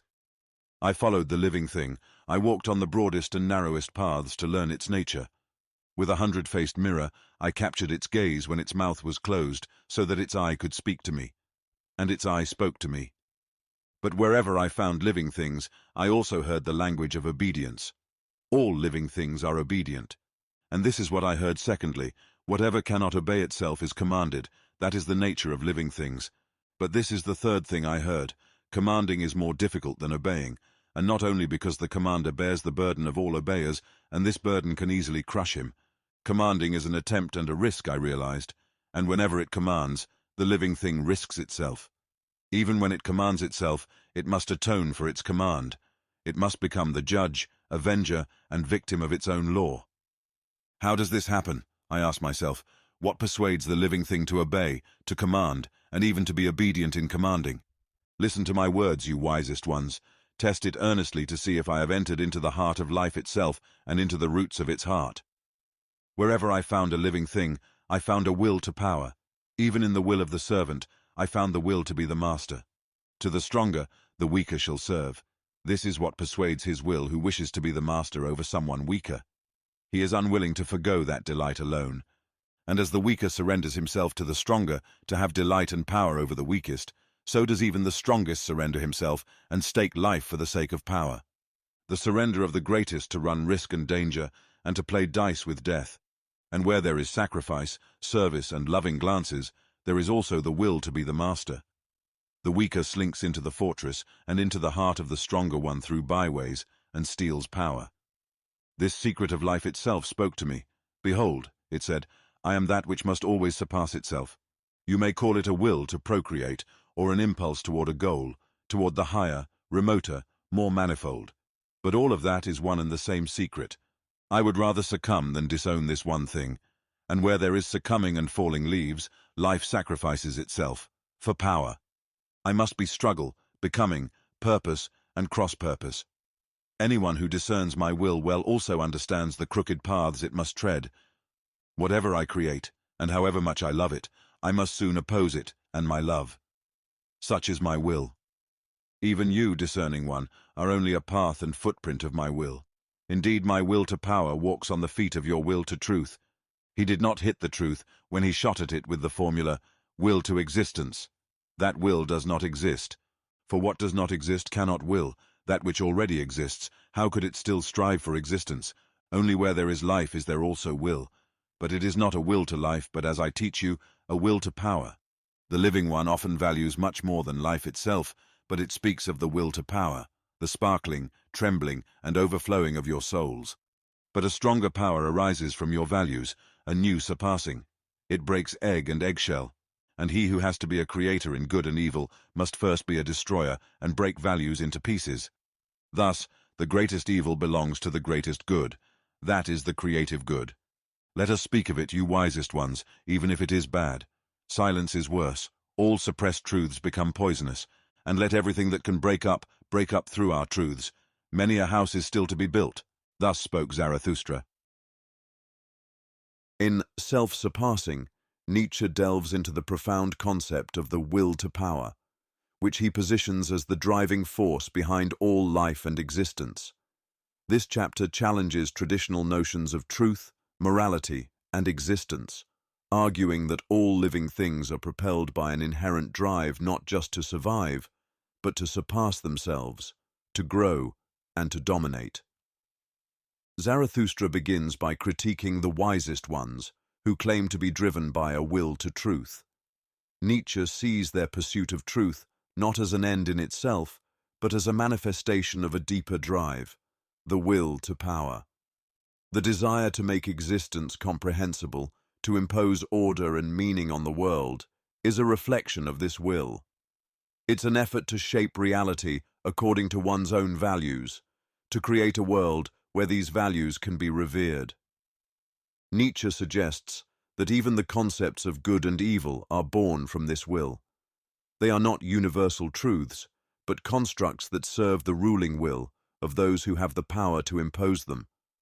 The wisest ones, in their pursuit of truth, are actually seeking to create a world that aligns with their values, a world they can control and venerate. The chapter also explores the dynamics of obedience and command. Zarathustra observes that all living things are obedient to something, whether it is their own nature or the commands of another. But commanding is not simply a position of power. It is a risk, a burden that requires the commander to take responsibility for those who obey. Commanding oneself, in particular, is the most challenging form of power, as it requires self-discipline, self-judgment, and the ability to bear the consequences of one's own actions. At the core of this chapter is the idea that life itself is an expression of the will to power. This will is not content with mere existence. It seeks to transcend, to create, and to dominate. Life is constantly in a state of self-overcoming, driven by the need to surpass its current form and achieve something greater. This process often involves destruction, breaking down old values, beliefs, and structures to make way for new ones. Nietzsche provocatively asserts that the greatest good requires this destruction, as creation and growth are impossible without it. Nietzsche's rejection of the will to existence in favor of the will to power marks a significant departure from other philosophical traditions. He argues that life does not strive simply to continue existing, but to assert itself, to grow stronger, and to impose its will on the world. This drive is what leads to the creation of new values, new forms of life, and ultimately, the evolution of humanity itself. Zarathustra's message is clear. The will to power is the fundamental force behind all life. It is the drive that compels individuals to surpass themselves, to break through limitations, and to create new realities. The chapter concludes with a call to the wisest ones to embrace this truth, even if it is uncomfortable or destructive. Silence, Nietzsche warns, is worse than confronting these hard truths, as suppressed truths eventually become poisonous. In embracing the will to power, Nietzsche invites us to break through the old, to destroy what no longer serves us, and to create something greater in its place. This chapter is a powerful exploration of Nietzsche's philosophy, emphasizing the dynamic, ever-evolving nature of life and the essential role of power and self-overcoming in the pursuit of greatness. Through Zarathustra, Nietzsche challenges us to rethink our values, our truths, and our understanding of life itself, urging us to embrace the constant drive to surpass ourselves and to create anew. Chapter 35, The Sublime Ones. Calm is the depths of my soul. Who would guess that it conceals amusing monsters? Unperturbed is my inner self, yet it glistens with swimming enigmas and laughter. Today I encountered a sublime and solemn figure, a penitent of the spirit.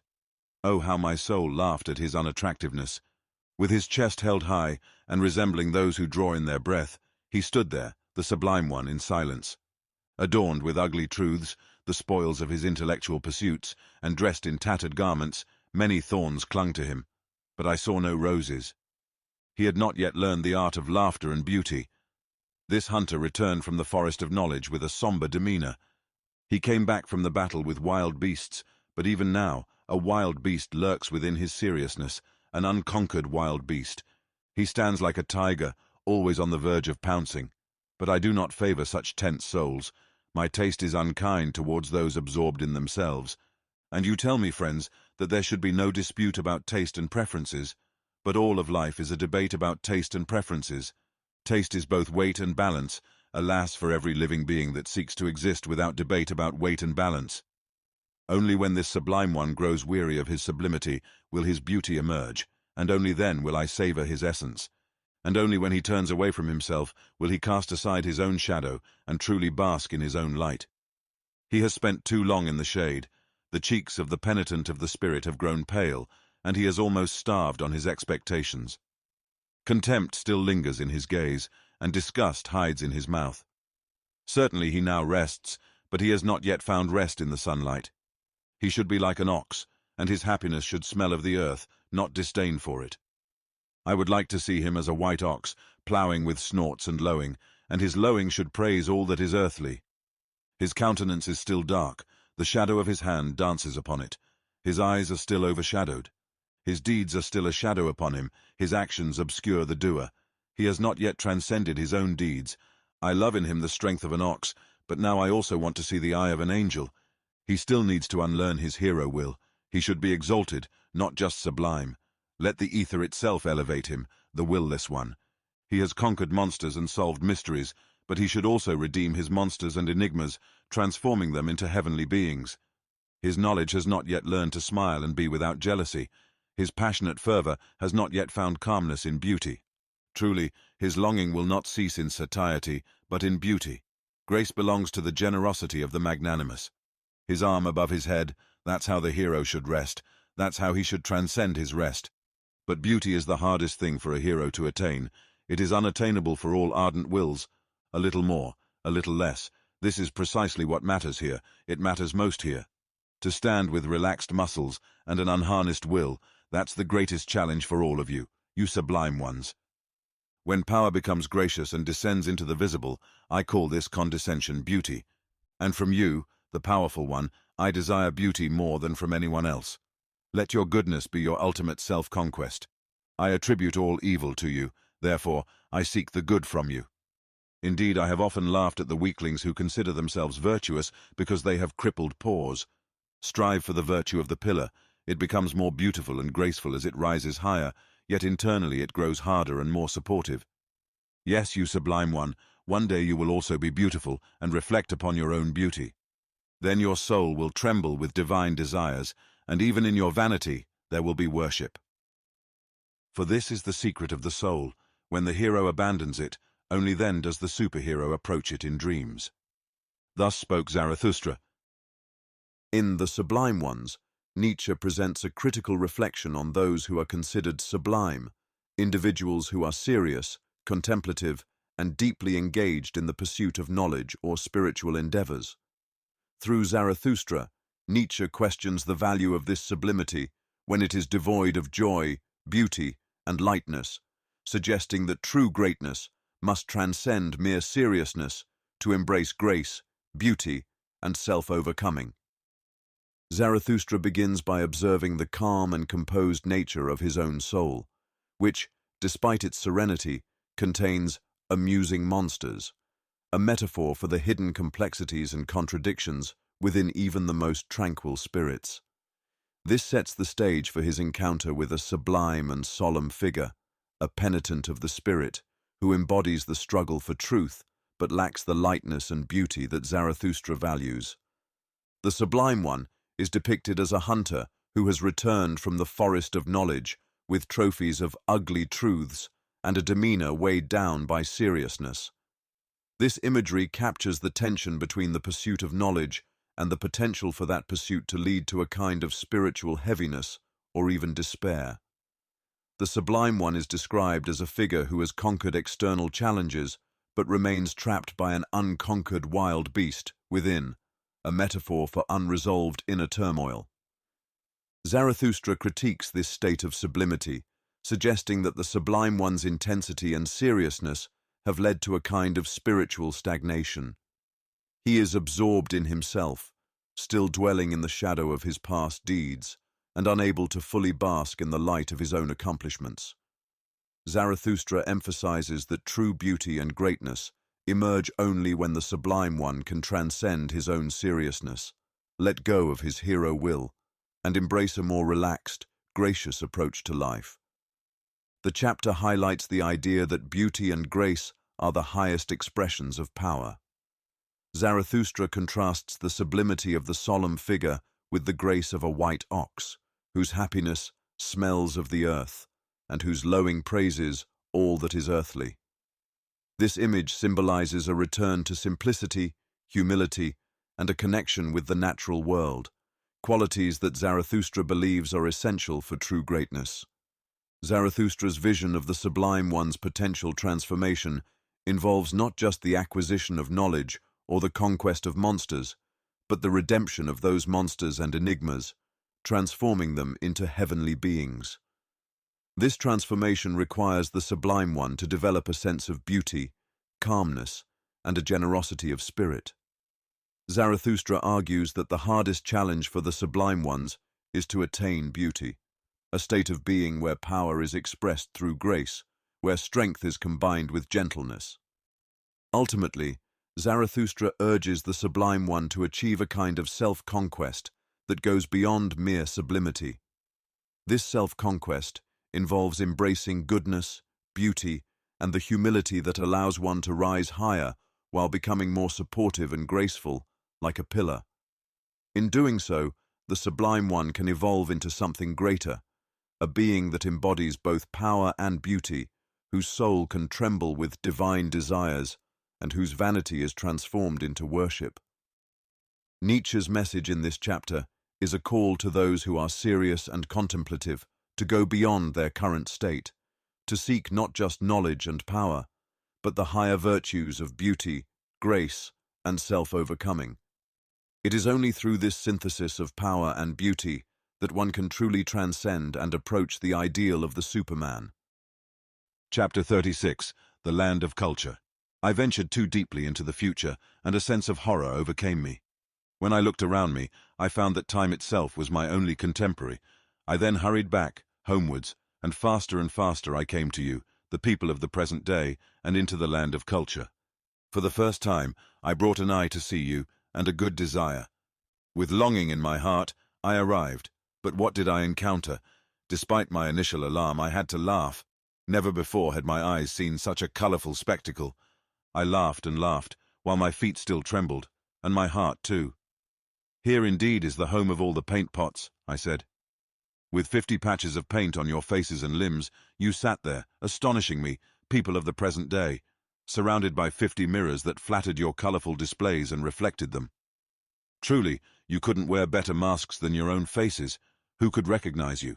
Covered with the marks of the past, and these marks further adorned with new ones, you have hidden yourselves well from all decipherers, and even if one were an expert in interpreting symbols, who would still believe that you have symbols? It seems you are made of colours and glued scraps. All eras and cultures gaze forth from your veils, and all customs and beliefs speak through your gestures in various colours. Anyone attempting to strip away your veils, paints, and even gestures would find little left but a scarecrow to frighten away the crows. Indeed, I am that frightened crow who once saw you naked and without paint, and I flew away when the skeleton stared at me. I would prefer to be a labourer in the underworld among the shades of the past. Fatter and fuller than you, indeed, are the inhabitants of the underworld. This is bitter to my bowels, that I can neither endure you naked nor clothed, you people of the present day. Everything that is unfamiliar in the future, and whatever makes lost birds shiver, is truly more familiar and homely than your reality. For this is how you speak. We are entirely real, without faith and superstition. That's how you boast, even without feathers. How could you believe, you who are a patchwork of all that has ever been believed? You are walking contradictions, doubting belief itself, and causing confusion in all thought. Unreliable ones, that's what I call you, you real ones. All errors argue against each other within your minds, and the dreams and arguments of all errors were even more real than your wakefulness. You are unproductive, and that's why you lack belief. But those who had to create always had their prophetic dreams and celestial intuitions, and they believed in belief. You are like half-open doors where gravediggers wait. And this is your reality. Everything deserves to perish. How laughable you are to me, you people of the present day, especially when you marvel at yourselves. And woe unto me if I couldn't laugh at your marveling, and had to swallow all the repugnance you serve on your plates. But as it is, I will make light of you, for I have to carry what is heavy. And what does it matter if beetles and maybugs also land on my burden? It shall not become heavier for me. My great weariness shall not arise from you, people of the present day. Ah, where shall I now ascend with my longing? I search for homelands and ancestral lands on every mountain, but I have found no home. I am unsettled in all cities and ready to leave at any gate. I am a stranger and a mockery to the people of the present day. I am exiled from ancestral lands and homelands. Therefore, I love only my children's land, the undiscovered one in the farthest sea. To my children, I will make amends for being the child of my fathers, and to all of the future, for this present day. Thus spoke Zarathustra.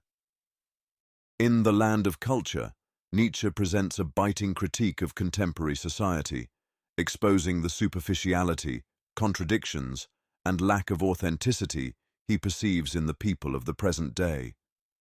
Through Zarathustra, Nietzsche explores the themes of cultural decay, the loss of genuine belief, and the alienation of the individual who seeks truth in a world dominated by appearances.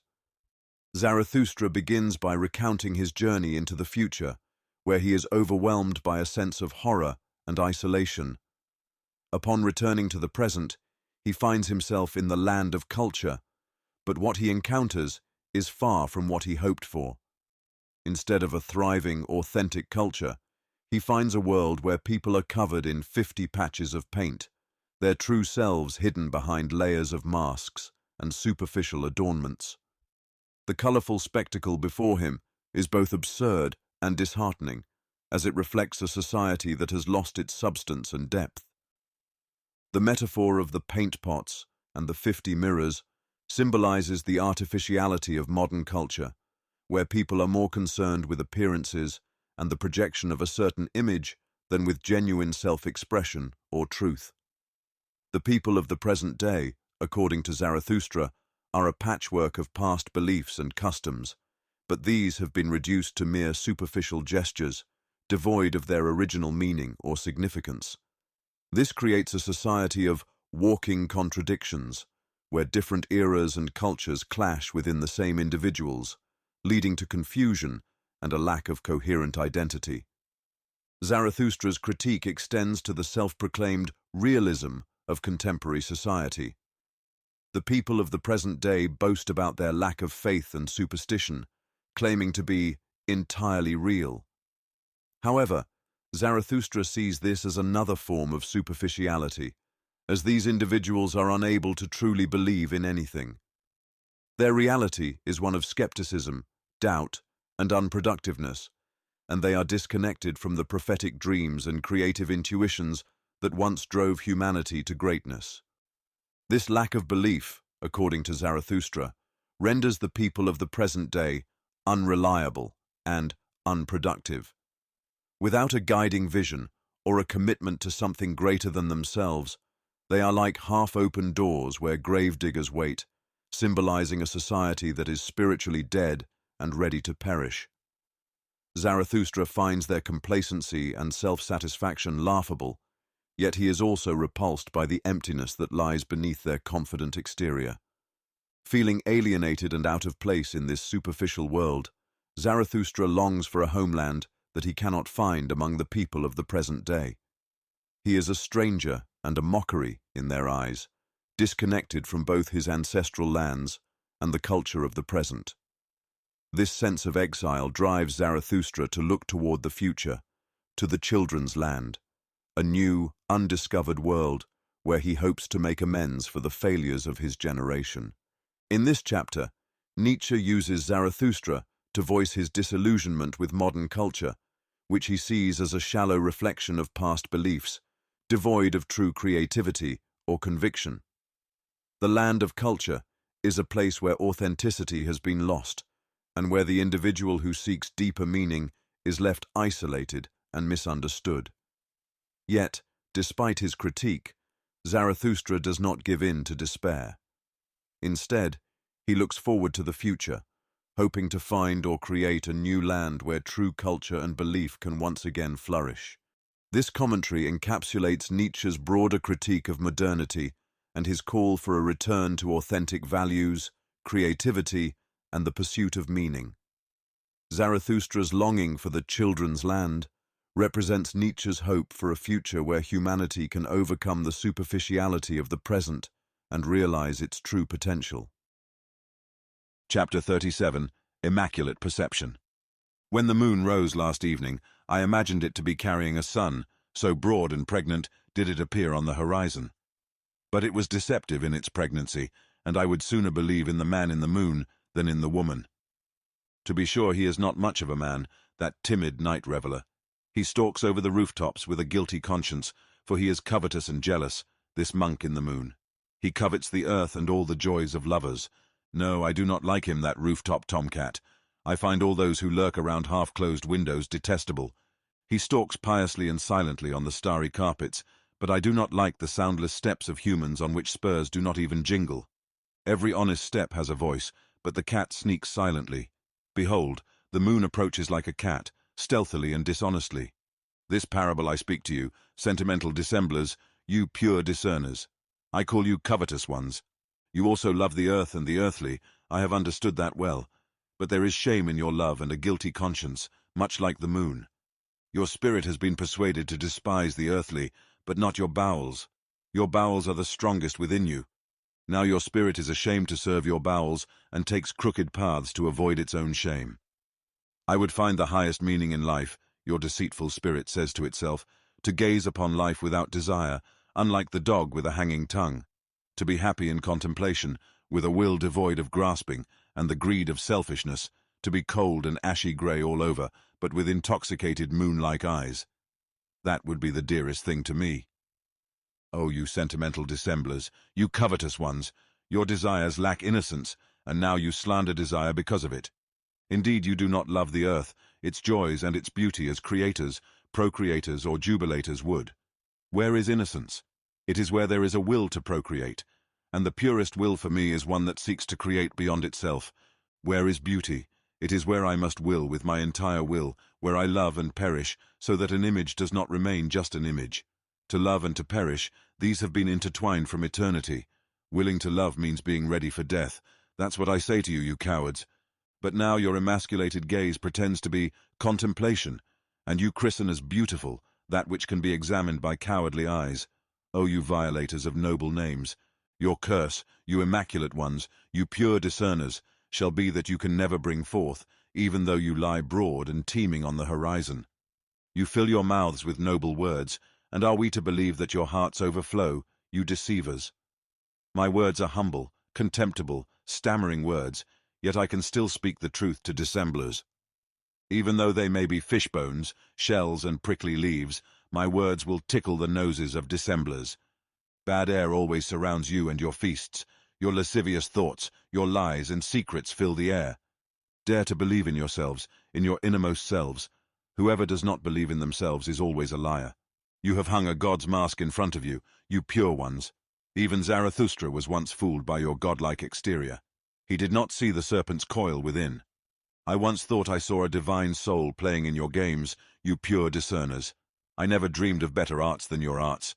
But hidden from me were the serpent's filth and evil odor, concealed by distance, and a lizard's cunning prowled lasciviously nearby. But I came close to you, then came the day, and now it comes to you. The moon's love affair is at an end. Behold, surprised and pale, it stands before the rosy dawn. For she is coming, the fiery one, her love for the earth is coming. Innocence and creative desire, that is all solar love. See how she impatiently approaches over the sea. Can't you feel the thirst and the hot breath of her love? She wants to suck and drink from the depths of the sea, and the sea's desire rises with its 1,000 breasts. It would like to be kissed and sucked by the thirst of the sun. It would become vapor, height, path of light, and light itself. Truly, like the sun, I love life and all deep seas, and to me knowledge means that everything deep should rise to my heights. Thus spoke Zarathustra. In Immaculate Perception, Nietzsche uses the imagery of the moon to critique those who claim to possess a pure and detached perspective, yet secretly harbor deep desires and a longing for earthly pleasures. Zarathustra's reflection on the moon serves as a metaphor for individuals who mask their true nature behind a facade of purity and asceticism, while inwardly they are consumed by the very desires they outwardly condemn. Zarathustra begins by observing the moon, which appears broad and pregnant as it rises on the horizon. However, this appearance is deceptive, much like the people he criticizes, the pure discerners, who present themselves as detached and contemplative, yet are driven by unacknowledged desires. The moon, characterized as a timid night reveler, becomes a symbol of these individuals who stalk the world with a guilty conscience, hiding their true nature under the guise of purity. Nietzsche criticizes these sentimental dissemblers for their hypocrisy. They claim to despise the earthly and the physical, yet their desires are still rooted in the very things they profess to reject. Their spirit may pretend to be above worldly pleasures, but their bodies, the bowels, are still powerfully drawn to them. This internal conflict leads them to slander desire itself, projecting their shame onto the natural impulses they cannot fully suppress. Zarathustra contrasts these individuals with those who embrace life and creativity with innocence and a will to procreate. For Nietzsche, true beauty and innocence are found in the will to create and to love, which involves a willingness to risk and to perish. This is a far cry from the sterile contemplation of the pure discerners, who shy away from the intensity of life and settle for a detached, lifeless perception of beauty. The chapter's central critique lies in the idea that the immaculate ones deceive themselves and others by masking their desires with noble words and lofty ideals.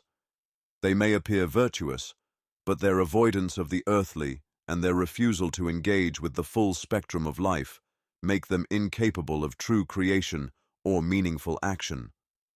Zarathustra sees this as a form of cowardice, a failure to engage with life in all its complexity, and a rejection of the risks and passions that come with truly living. Zarathustra's condemnation of these pure ones culminates in his celebration of the sun as a symbol of life, creation, and the acceptance of desire. The sun's love for the earth, its desire to suck and drink from the depths of the sea, represents the kind of passionate, creative force that Nietzsche values. In contrast to the cold, distant moon, the sun embodies a fiery, life-affirming energy that seeks to elevate and transform everything it touches. Nietzsche's message in this chapter is clear. True greatness and beauty lie not in detachment or the denial of desire, but in the full embrace of life and the creative forces that drive it. The pure discerners, who hide behind masks of purity and asceticism, are, in Nietzsche's view, disconnected from the true essence of life.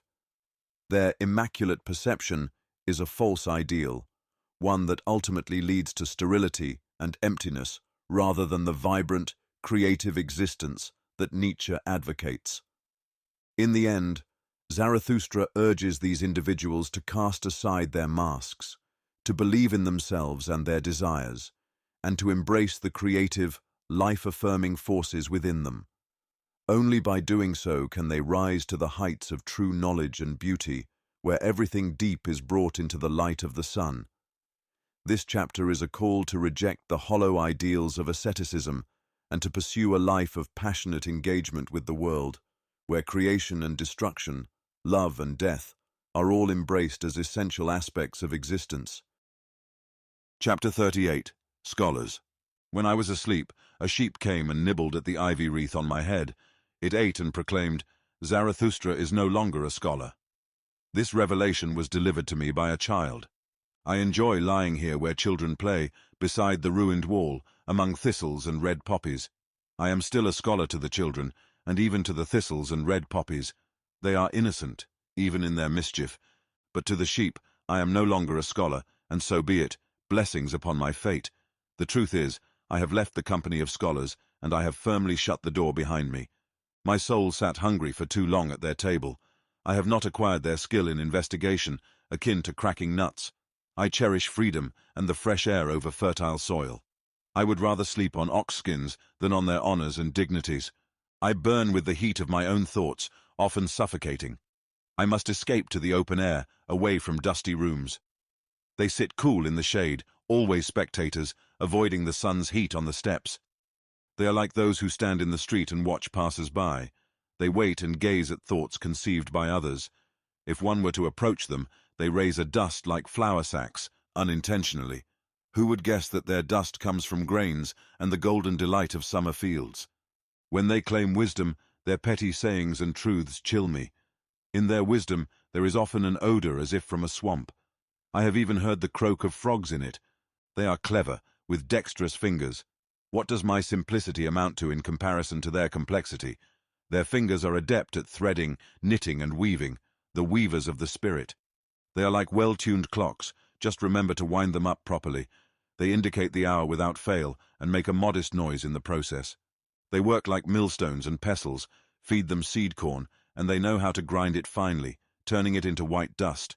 They watch each other closely, and are cautious in trusting anyone. Ingenious in their little tricks, they wait for those whose knowledge walks with a limp, like spiders waiting for prey. I have seen them prepare their poison with care, wearing glass gloves on their fingers while doing so. They know how to play with loaded dice, and they engage in it so fervently that they break into a sweat. We are strangers to each other, and their virtues are more distasteful to me than their falsehoods and loaded dice. When I lived among them, I lived above them, and that's why they grew resentful. They do not want to hear of anyone walking above their heads, so they put wood, earth, and rubbish between me and their heads. They muffle the sound of my footsteps, and I have been heard less by the most learned among them.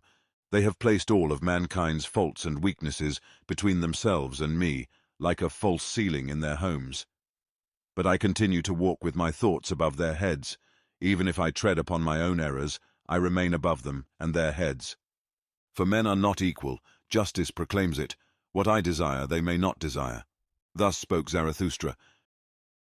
In Scholars, Nietzsche uses Zarathustra's reflections to critique the academic and intellectual community, highlighting the limitations of scholarly pursuits when they are disconnected from life, creativity, and true wisdom. Zarathustra begins with a symbolic dream where a sheep eats the ivy wreath from his head, signifying that he is no longer regarded as a scholar. This revelation is not a lamentation, but a celebration of his departure from the scholarly world, which he now views as stifling and disconnected from the true pursuit of knowledge. Zarathustra expresses a profound sense of relief at leaving the company of scholars. He criticizes their approach to knowledge, likening it to the mechanical process of cracking nuts, a metaphor for the dry, analytical, and often pedantic methods of traditional scholarship. Scholars, in Zarathustra's eyes, are content to sit in the shade, observing life from a distance rather than engaging with it directly. Their wisdom, according to Zarathustra, is lifeless, filled with petty sayings that chill rather than inspire, and it often carries the stench of stagnation, like a swamp. The scholars are portrayed as spectators, content to analyze the thoughts of others rather than generate their own original ideas. Zarathustra mocks their meticulous but ultimately sterile work, comparing them to well-tuned clocks and millstones that grind knowledge into fine dust but produce nothing new or vital. Their intellectual dexterity, symbolized by their dexterous fingers, is seen as a superficial skill, lacking the depth and creativity that Zarathustra values. Zarathustra's critique extends to the moral character of the scholars. He accuses them of being cautious, distrustful, and even deceitful, using their cleverness to manipulate rather than to seek truth. They prepare their poison with care, a metaphor for their intellectual dishonesty and the way they use their knowledge to control and dominate rather than to enlighten. Their virtues, which they hold in high regard, are more repulsive to Zarathustra than their vices, as these virtues are tainted by their detachment from the essence of life. The chapter emphasizes Zarathustra's sense of alienation from the scholarly community. He describes how, even when he lived among the scholars, he existed above them, both intellectually and morally. This separation causes resentment among the scholars, who cannot bear the idea of someone surpassing them. In response, they try to suppress Zarathustra's influence by metaphorically placing wood, earth, and rubbish between themselves and his higher thoughts. Zarathustra's disdain for the scholars culminates in his assertion that men are not equal. Justice proclaims it. This statement reinforces Nietzsche's belief in the inherent inequality of human beings, especially in the realm of intellectual and creative abilities.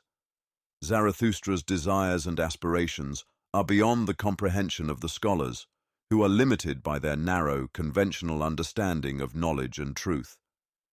In this chapter, Nietzsche critiques the academic world for its failure to engage with the deeper, more existential aspects of life. He challenges the idea that scholarly wisdom is the highest form of knowledge, arguing instead for a more dynamic, life-affirming approach to understanding. Zarathustra's rejection of the scholars is a rejection of a life spent merely observing and analyzing, rather than living and creating.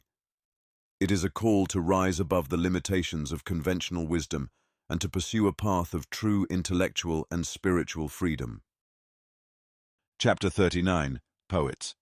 Zarathustra spoke to one of his disciples, saying, "Since I have known the body better, the spirit has only been a symbolic concept to me, and all that is called imperishable is but a metaphor." The disciple replied, "I have heard you say this before," and you added, "But the poets lie too much. Why did you say that poets lie too much?" Zarathustra responded, "Why? You ask why. I do not belong to those who can be questioned about their why. Is my experience of yesterday. I have long ago experienced the reasons for my opinions. Should I carry my reasons with me like a barrel of memory? It's already a burden to me to retain my own opinions, and many thoughts have flown away. Sometimes I find a fugitive creature in my dovecote, which is alien to me and trembles when I lay my hand upon it." The disciple asked, "But what did Zarathustra once say to you, that the poets lie too much? But Zarathustra is also a poet. Do you believe that he spoke the truth? Why do you believe it?" The disciple replied, "I believe in Zarathustra."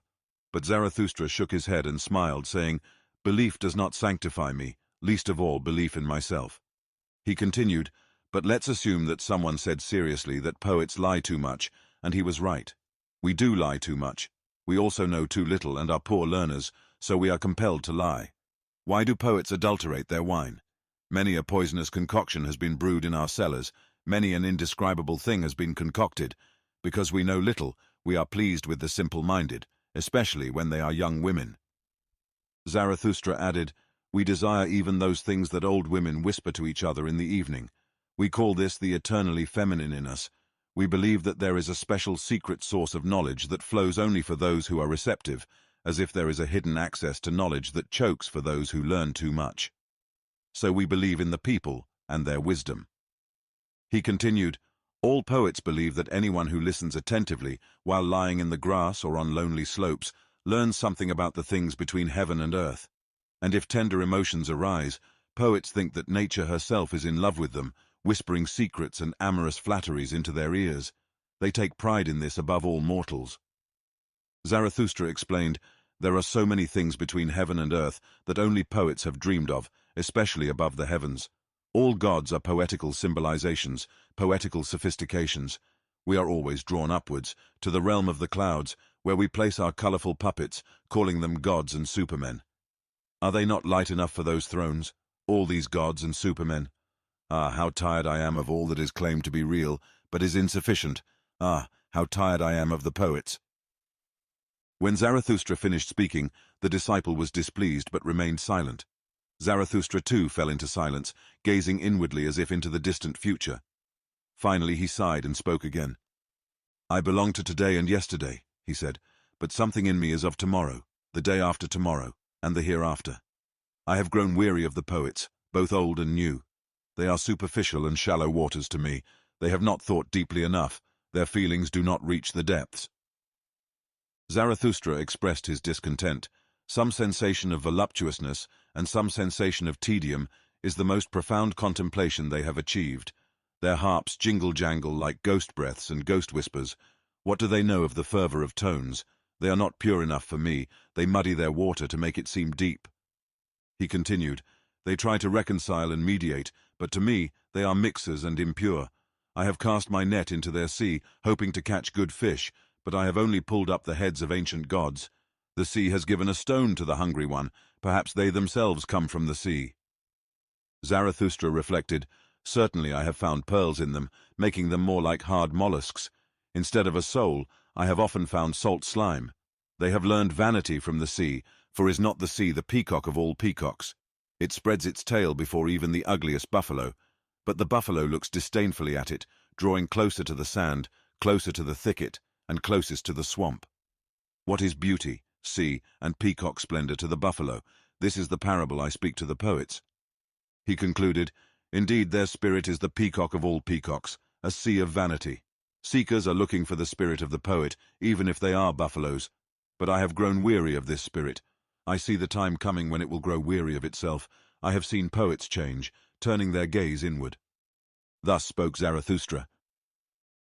In Poets, Nietzsche uses Zarathustra's musings to express his deep skepticism and critique of poets and the poetic spirit. Through this chapter, Nietzsche examines the limitations of poetry and the tendency of poets to obscure truth with beauty, vanity, and superficiality.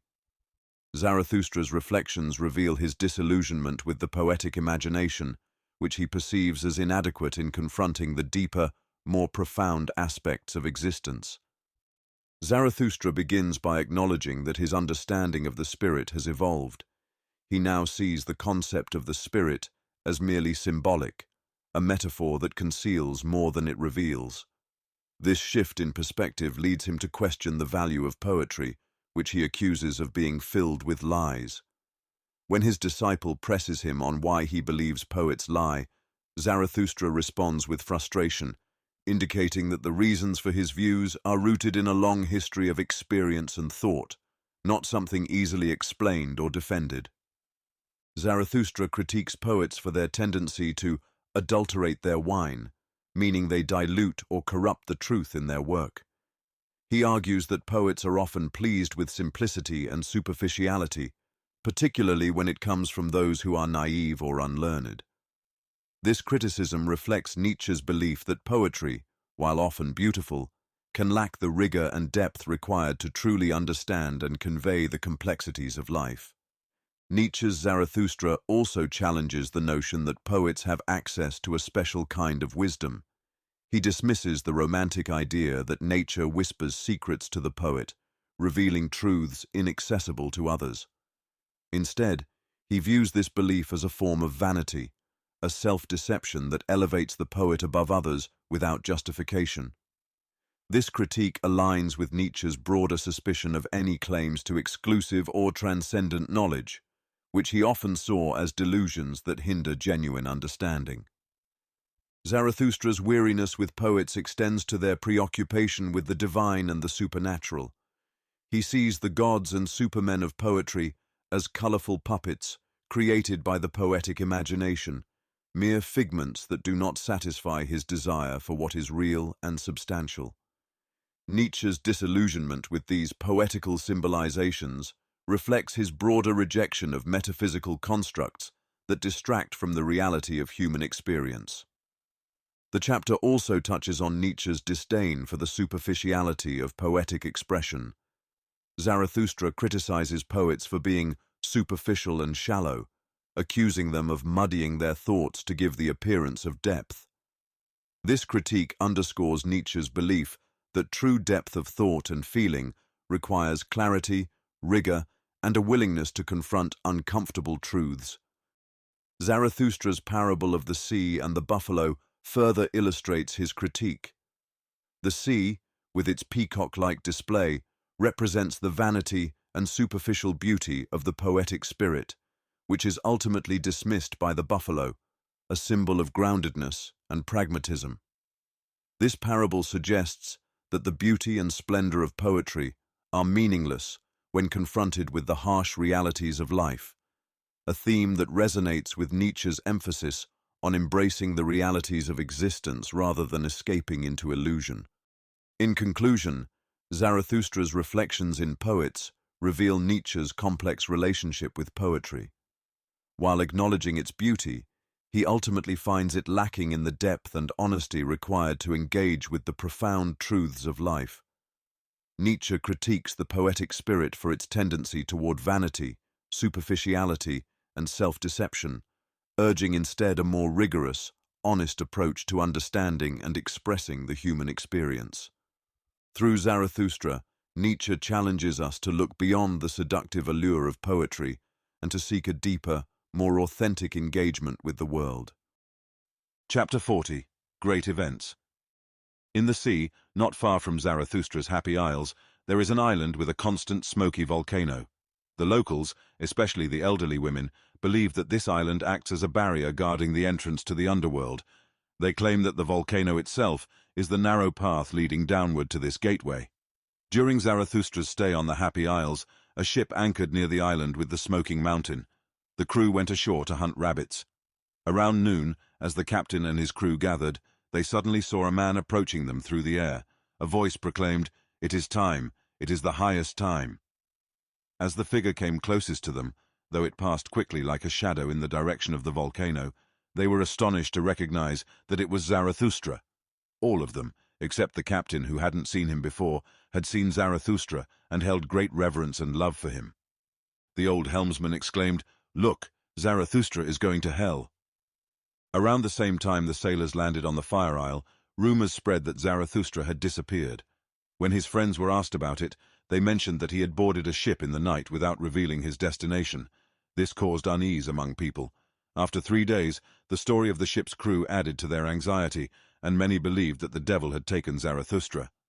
While his disciples laughed at this notion, they too felt anxious and longed for his return. Their joy was immense when Zarathustra appeared among them on the 5th day. Zarathustra then recounted his encounter with the fire dog. He described the earth as having a skin, and this skin having diseases. One such disease is called man. Another disease is called the fire dog, which people have greatly misunderstood. Zarathustra claimed that he had gone across the sea to fathom the mystery of the fire dog and other subversive devils that people feared. He claimed to have seen the truth and understood them. He confronted the fire dog, telling it to rise from its depths and reveal the source of its snorting. He accused it of taking nourishment from the surface and being like a ventriloquist that made noise but lacked depth.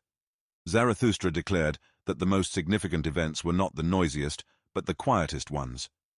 He urged those in power and churches to be overthrown, as it was the way for new values to emerge. The fire dog interrupted Zarathustra, asking what a church was. Zarathustra explained that it was a kind of state and described how it, like the fire dog, used smoke and noise to appear important. The fire dog became envious and questioned whether the state was truly the most important creature on earth. It reacted with anger and smoke, which made Zarathustra laugh.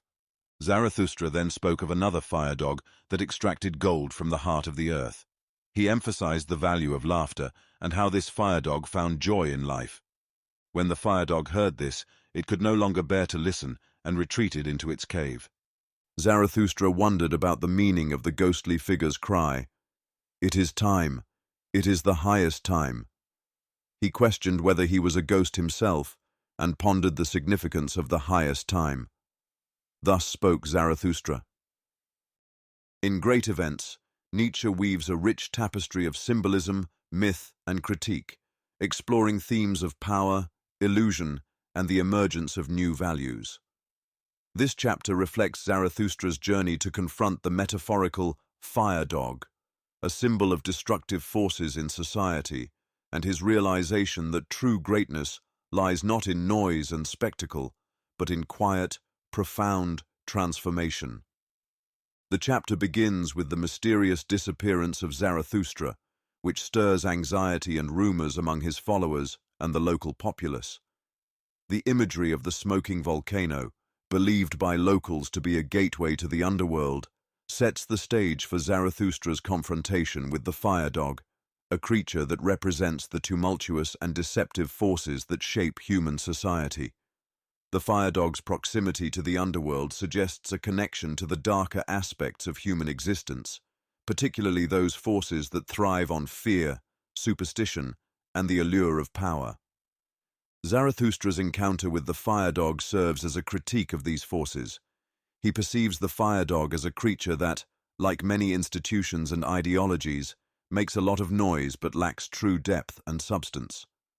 Zarathustra accuses the fire dog of being a ventriloquist, a mere surface phenomenon that pretends to be profound by creating a ruckus, much like how certain states and churches create a facade of importance through pomp and ceremony.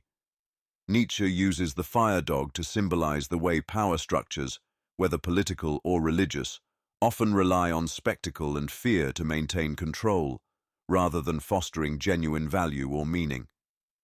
Through Zarathustra's dialogue with the fire dog, Nietzsche also critiques the state and organized religion, likening them to entities that, like the fire dog, thrive on deception and the manipulation of appearances.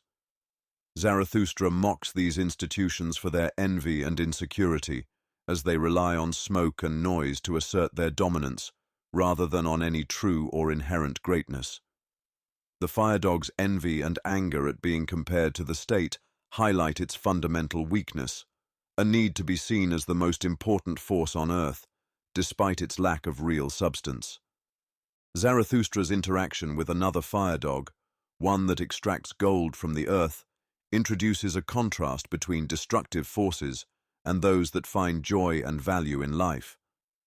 This fire dog represents the creative and life-affirming forces that Nietzsche champions, those that seek to create and to bring forth new values, rather than merely tearing down or maintaining the status quo. The emphasis on laughter and joy underscores Nietzsche's belief in the importance of embracing life's pleasures and the creative potential of individuals. As the chapter concludes, Zarathustra reflects on the meaning of the cryptic phrase, "It is time, it is the highest time." This moment of introspection highlights Nietzsche's recurring theme of the eternal return and the cyclical nature of time and existence. Zarathustra wonders whether he himself is a ghost, caught between the past and the future, and ponders the significance of the highest time, a moment of profound transformation and the birth of new values. Nietzsche uses this chapter to challenge the reader to look beyond the surface of societal institutions and to recognize that true power and significance lie not in noise and spectacle, but in the quiet, often unnoticed processes of change and creation. The great events that shape history are not always the most obvious or the loudest. They are often the subtle, transformative moments that pave the way for new ways of thinking and living. Through Zarathustra, Nietzsche calls for a rejection of the old, hollow structures of power and the embrace of a future where new values can emerge, grounded in creativity, joy, and a deep understanding of life's complexities. Chapter 41. The Soothsayer. In Zarathustra's dream, he saw a great sadness engulfing humanity. The best among them grew weary of their labors. A doctrine emerged, accompanied by a faith.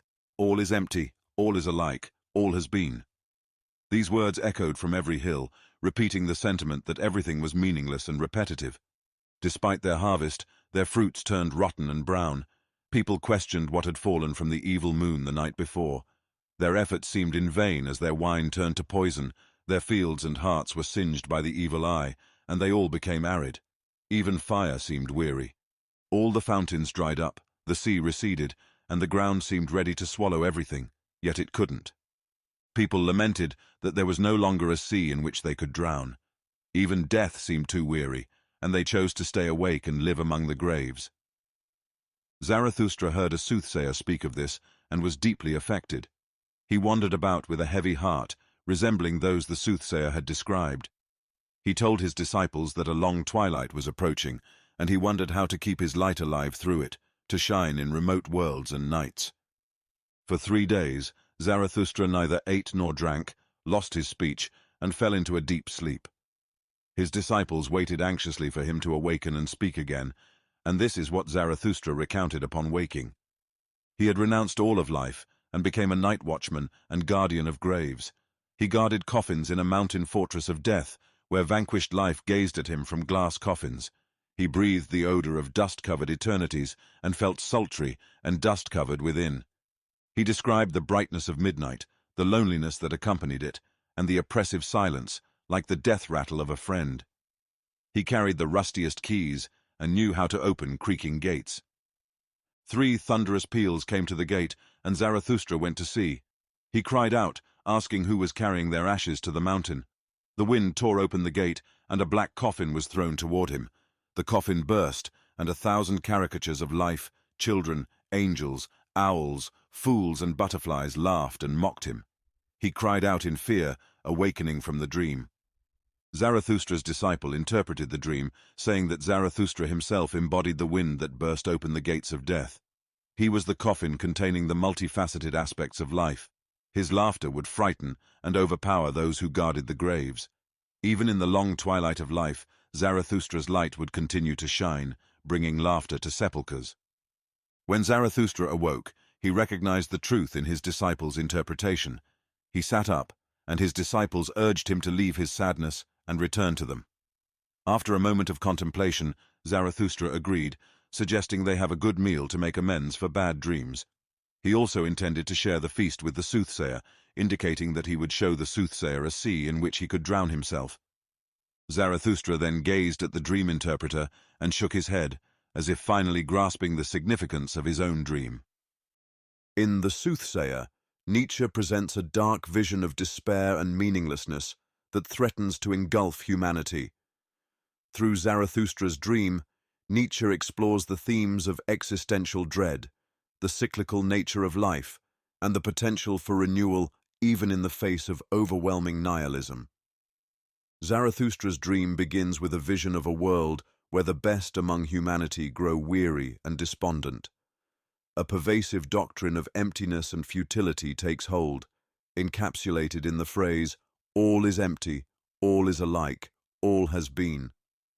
This doctrine reflects Nietzsche's critique of nihilism, the belief that life lacks intrinsic meaning, purpose, or value. The imagery of rotten fruits, poisoned wine, and dried-up fountains symbolizes the decay of spirit and the loss of vitality that accompany this nihilistic worldview. Even fire, a symbol of passion and life, appears exhausted, unable to sustain itself. The dream's bleakness intensifies as Zarathustra describes a world where even death offers no escape. The people, burdened by the weight of existence, lament that there is no sea in which they can drown, no release from their suffering. They live among graves, suggesting that they are spiritually dead, trapped in a twilight existence devoid of hope or renewal. Zarathustra, deeply affected by this vision, falls into a state of despair, mirroring the condition of those he saw in his dream. He becomes a night watchman and guardian of graves, symbolizing his role as a custodian of a world that has lost its meaning. The mountain fortress of death, with its glass coffins, represents the stifling, sterile preservation of a lifeless existence.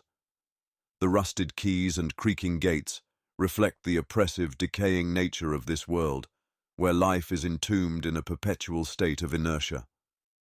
The climax of the dream occurs when the wind, a force of change and disruption, blows open the gate, and a black coffin bursts open, releasing a chaotic array of caricatures of life.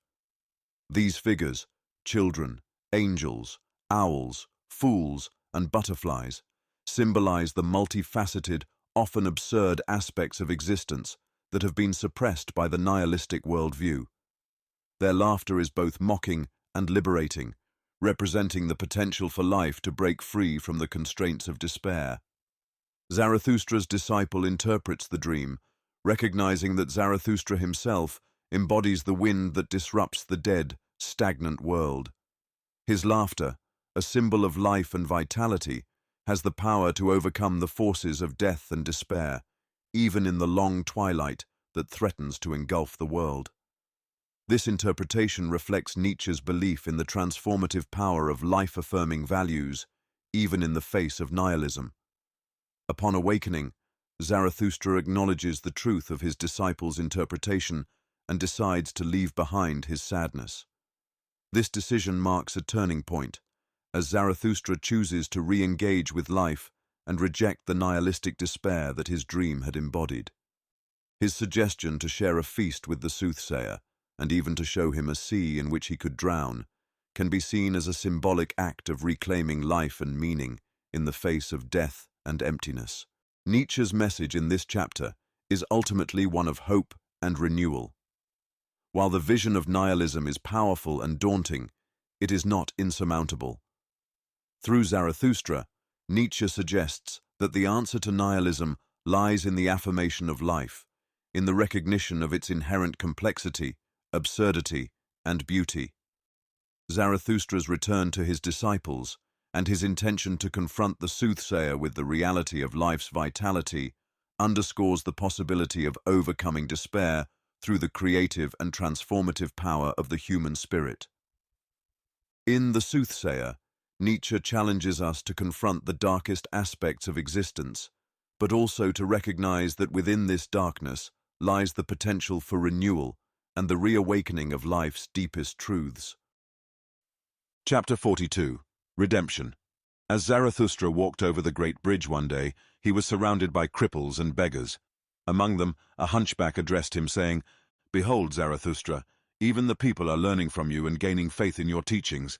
But for them to fully believe in you, one thing is still necessary. You must first convince us cripples. Here you have a fine selection, and indeed, an opportunity with more than one forelock. You can heal the blind, make the lame walk, and perhaps even take a little from those who have too much. That, I believe, would be the right way to make the cripples believe in Zarathustra. Zarathustra responded to the hunchback with these words: "When one takes the hump from a hunchback, one takes away their spirit, as people believe. When one gives sight to a blind man, he often sees too many unpleasant things on earth, leading him to curse the one who healed him. And as for making the lame walk, it can bring them harm, for their vices may run away with them." This is what people teach about cripples.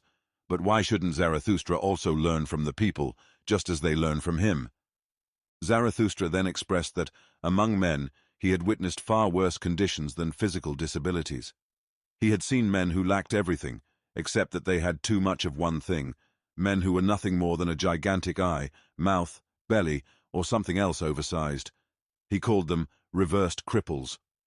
He shared a personal experience of seeing a man with an immense ear, as big as a man, perched on a small, thin stalk.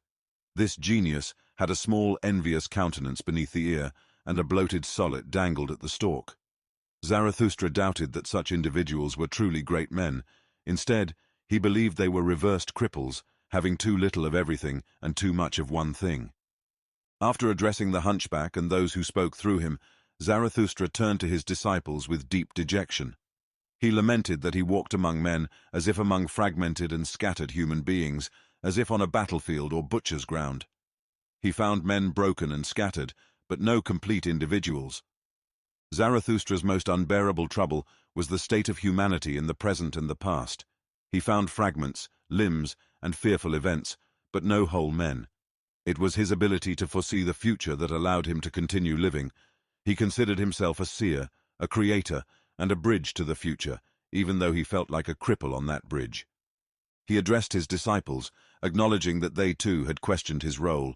Was he a promiser or a fulfiller, a conqueror or an inheritor, a harvest or a plowshare, a physician or a healed one, a poet or a genuine one, an emancipator or a subjugator, a good one or an evil one? Zarathustra saw himself as walking among men as fragments of the future, and his purpose was to compose and unite what was fragmented and mysterious into a coherent whole, a future he envisioned. And how could I endure being a man if man were not also the composer, the riddle reader, and the redeemer of chance? To redeem what has passed and to transform every it was into thus I would have it. That is what I call redemption. Will, this is what the emancipator and joy-bringer is called. I have taught you this, my friends, but now learn this as well. The will itself is still a prisoner. Willing emancipates, but what do you call that which still puts the emancipator in chains? It was, that is what the will's teeth-gnashing and loneliest tribulation is called. It is impotent regarding what has been done and can only maliciously observe the past. The will cannot will backward, it cannot break time and time's desires. That is the loneliest tribulation of the will. Willing emancipates, but what does the will itself devise to free itself from its tribulation and mock its prison? Ah, every prisoner becomes a fool. The imprisoned will foolishly delivers itself. The fact that time does not run backward is the will's animosity, and it calls the stone that it cannot roll that which was. Thus, it rolls stones out of animosity and ill-humor, taking revenge on anything that does not share its rage and ill-humor. So, the will, the emancipator, becomes a torturer and seeks revenge on everything capable of suffering because it cannot reverse time. This, indeed, is revenge itself, the will's aversion to time, and it was. A great folly resides in our will alone, and it became a curse to all of humanity when this folly gained strength. The spirit of revenge, my friends, that has been humanity's most profound contemplation. It claimed that wherever there was suffering, there must be punishment. It called itself punishment. With a deceptive word, it pretended to have a righteous conscience, and because the one who wills experiences suffering and cannot will backward, the act of willing itself and all of life were deemed to be punishment. Cloud after cloud rolled over the spirit until madness proclaimed, everything perishes, therefore everything deserves to perish. And this itself is justice, the law of time, that it must devour its own children, as madness preached. Things were morally ordered according to justice and punishment.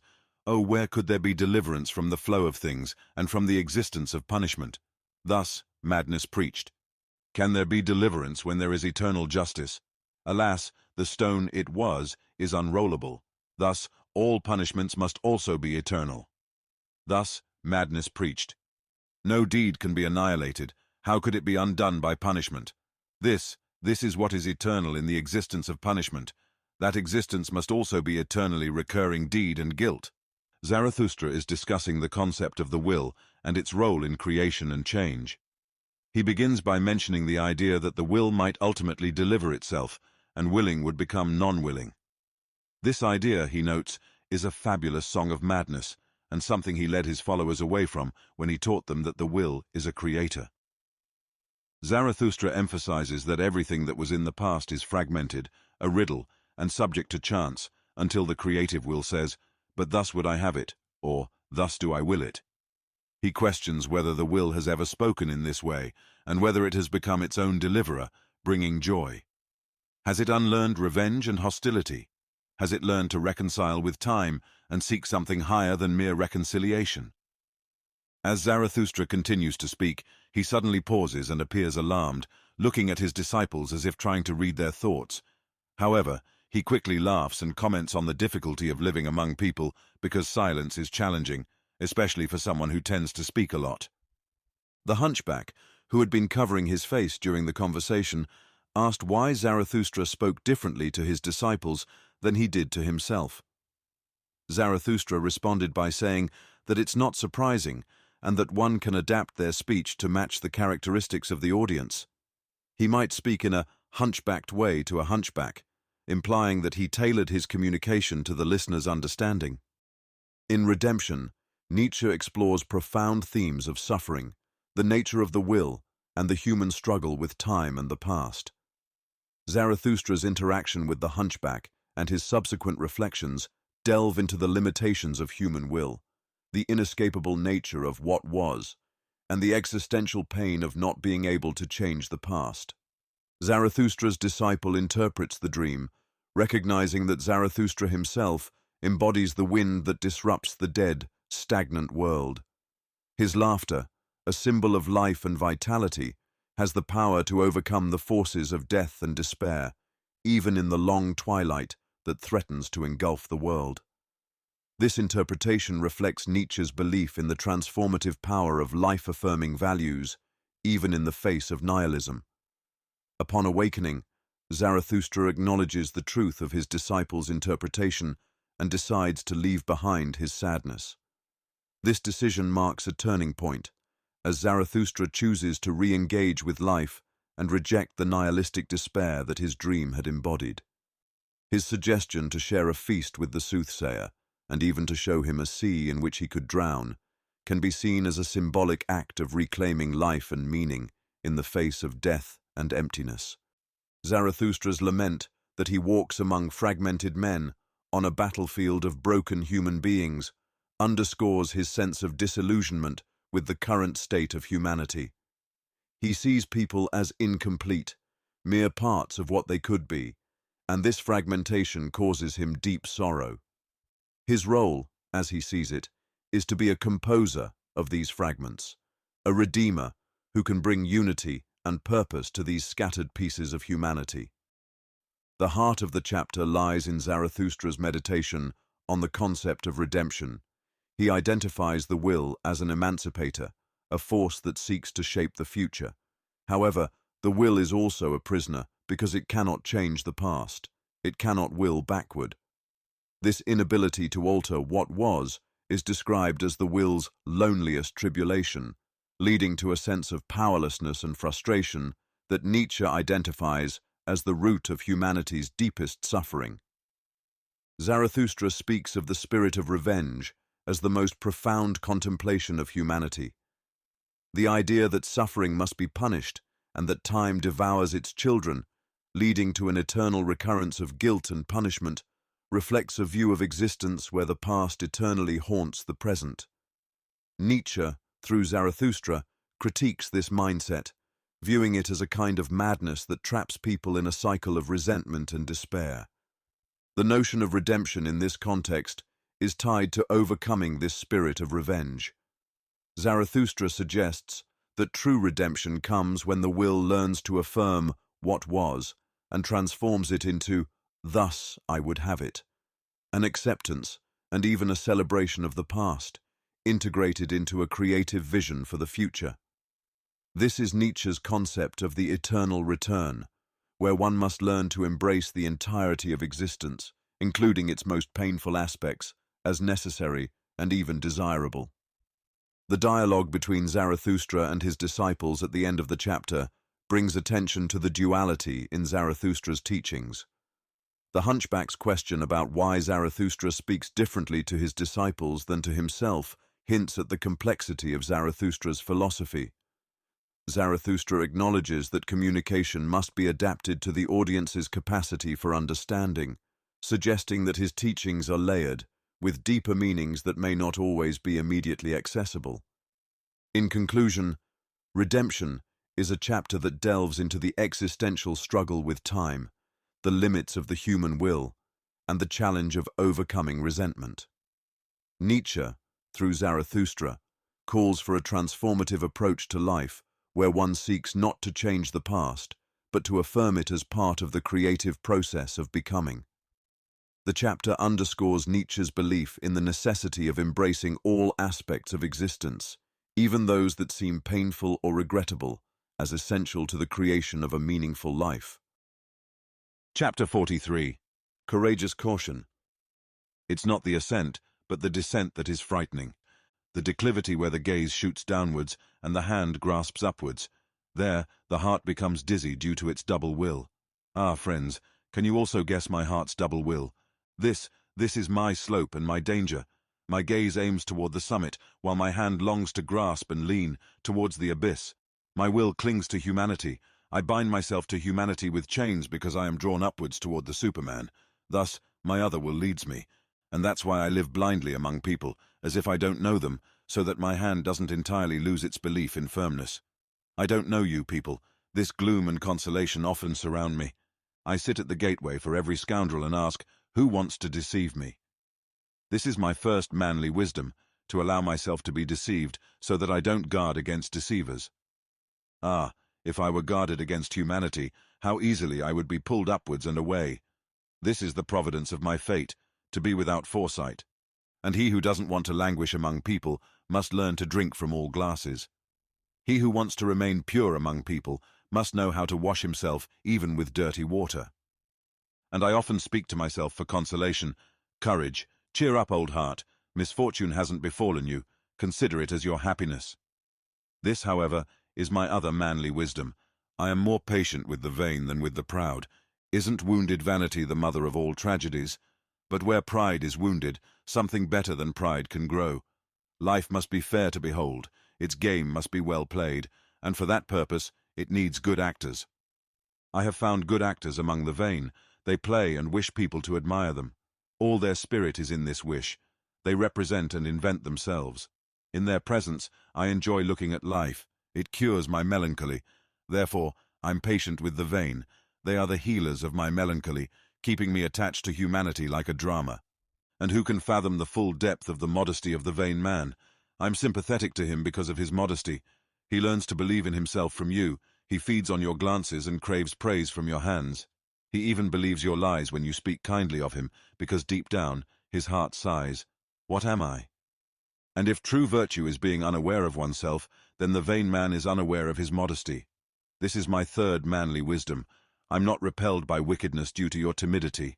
I'm delighted to see the marvels that the warm sun brings forth, tigers, palms, and rattlesnakes. Among humans, there's also a beautiful offspring of the warm sun, and much that's marvelous in wickedness.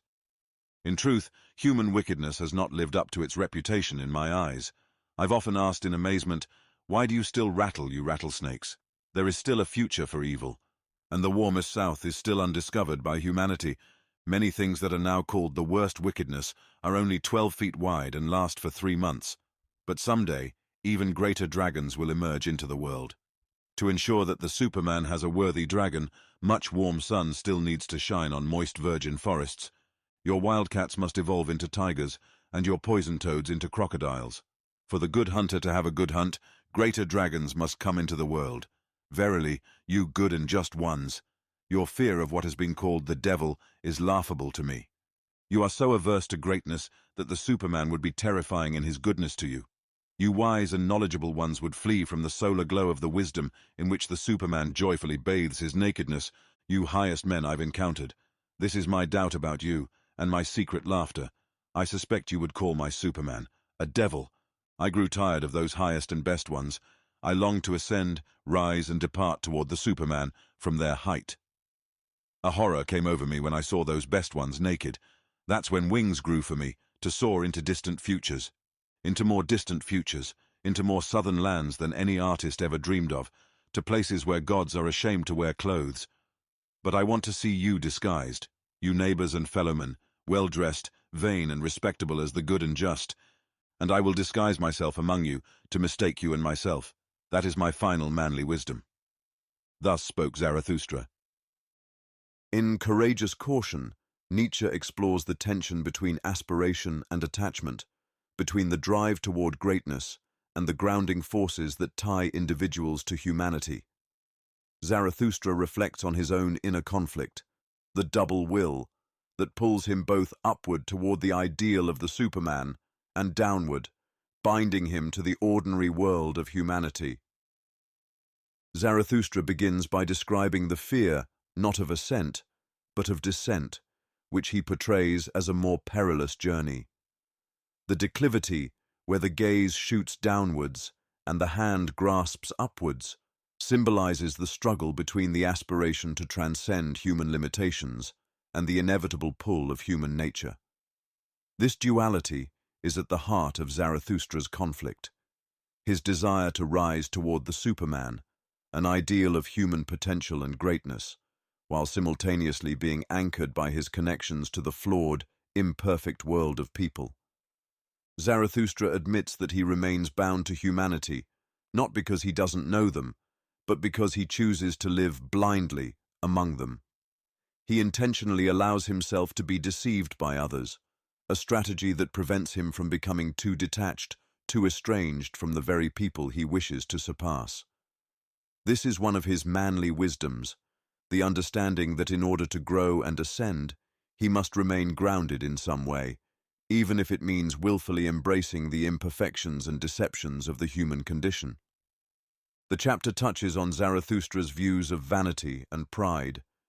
He finds that he is more patient with the vain than with the proud, because vanity, in his view, contains a certain humility. The vain person craves validation and invents themselves for the admiration of others, creating a kind of performance that Zarathustra finds both healing and engaging. Vanity, in its modesty, keeps people connected to each other, feeding off the opinions and perceptions of others, whereas pride can isolate and alienate. Zarathustra's observations about wickedness reflect Nietzsche's broader critique of moral absolutism. He suggests that what is considered wicked by conventional standards is often misunderstood and underestimated. He argues that human wickedness has not yet reached its full potential and that there is still room for it to evolve into something more formidable. This is not a celebration of evil, but rather a recognition that greatness, even in its negative forms, is part of the full spectrum of human potential. Nietzsche challenges the reader to reconsider their fear of what is traditionally labeled as the devil, and to understand that the emergence of the Superman will bring forth new challenges and forces, which might be terrifying to those who cling to conventional morality.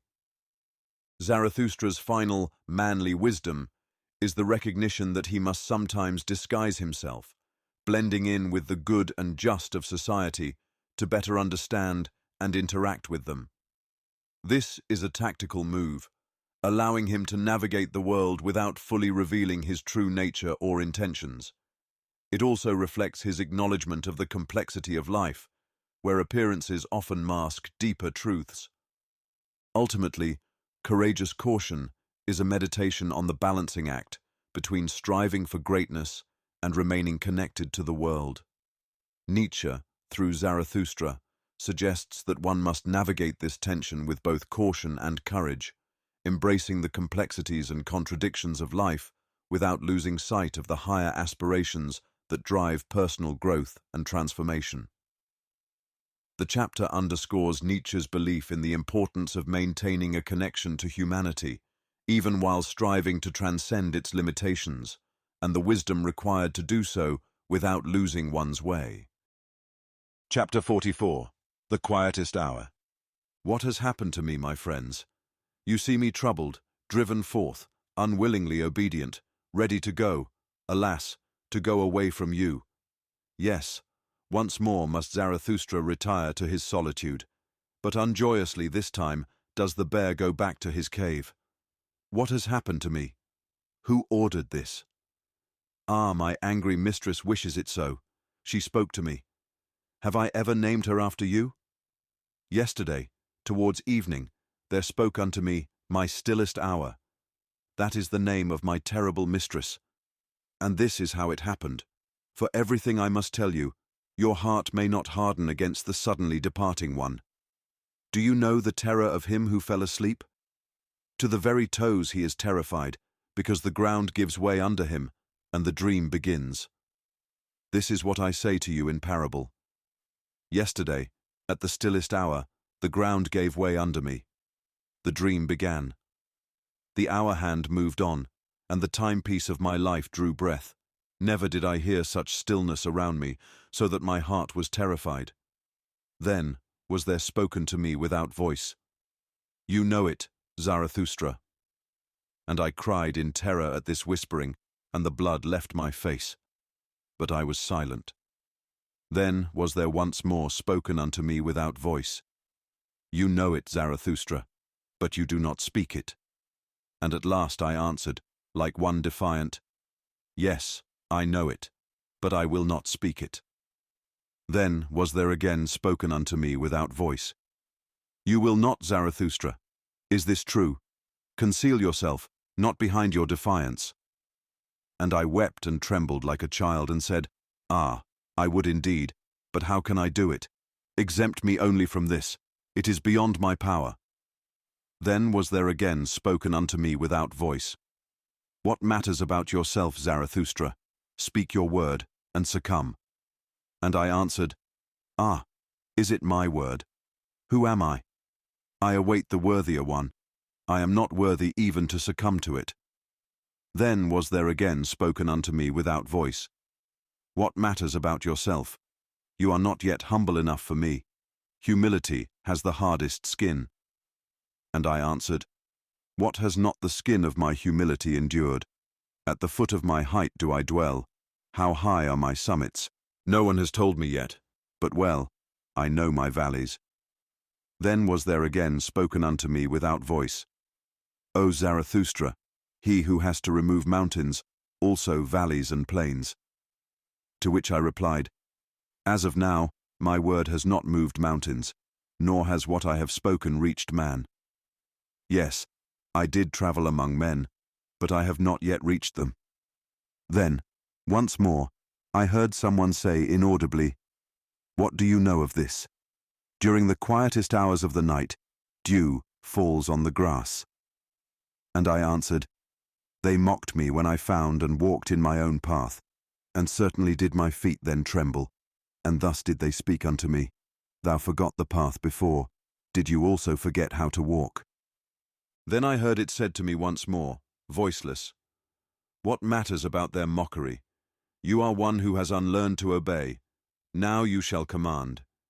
Do you not know who everyone needs the most? He who commands great things. Executing great things is difficult, but the more difficult task is commanding great things. This is your most unpardonable obstinacy. You have the power, and you will not rule. And I answered, I lack the lion's voice for all commanding. Then I heard it said to me once more, almost like a whisper, The quietest words are the ones that cause the storm. Thoughts that come with dove's footsteps guide the world.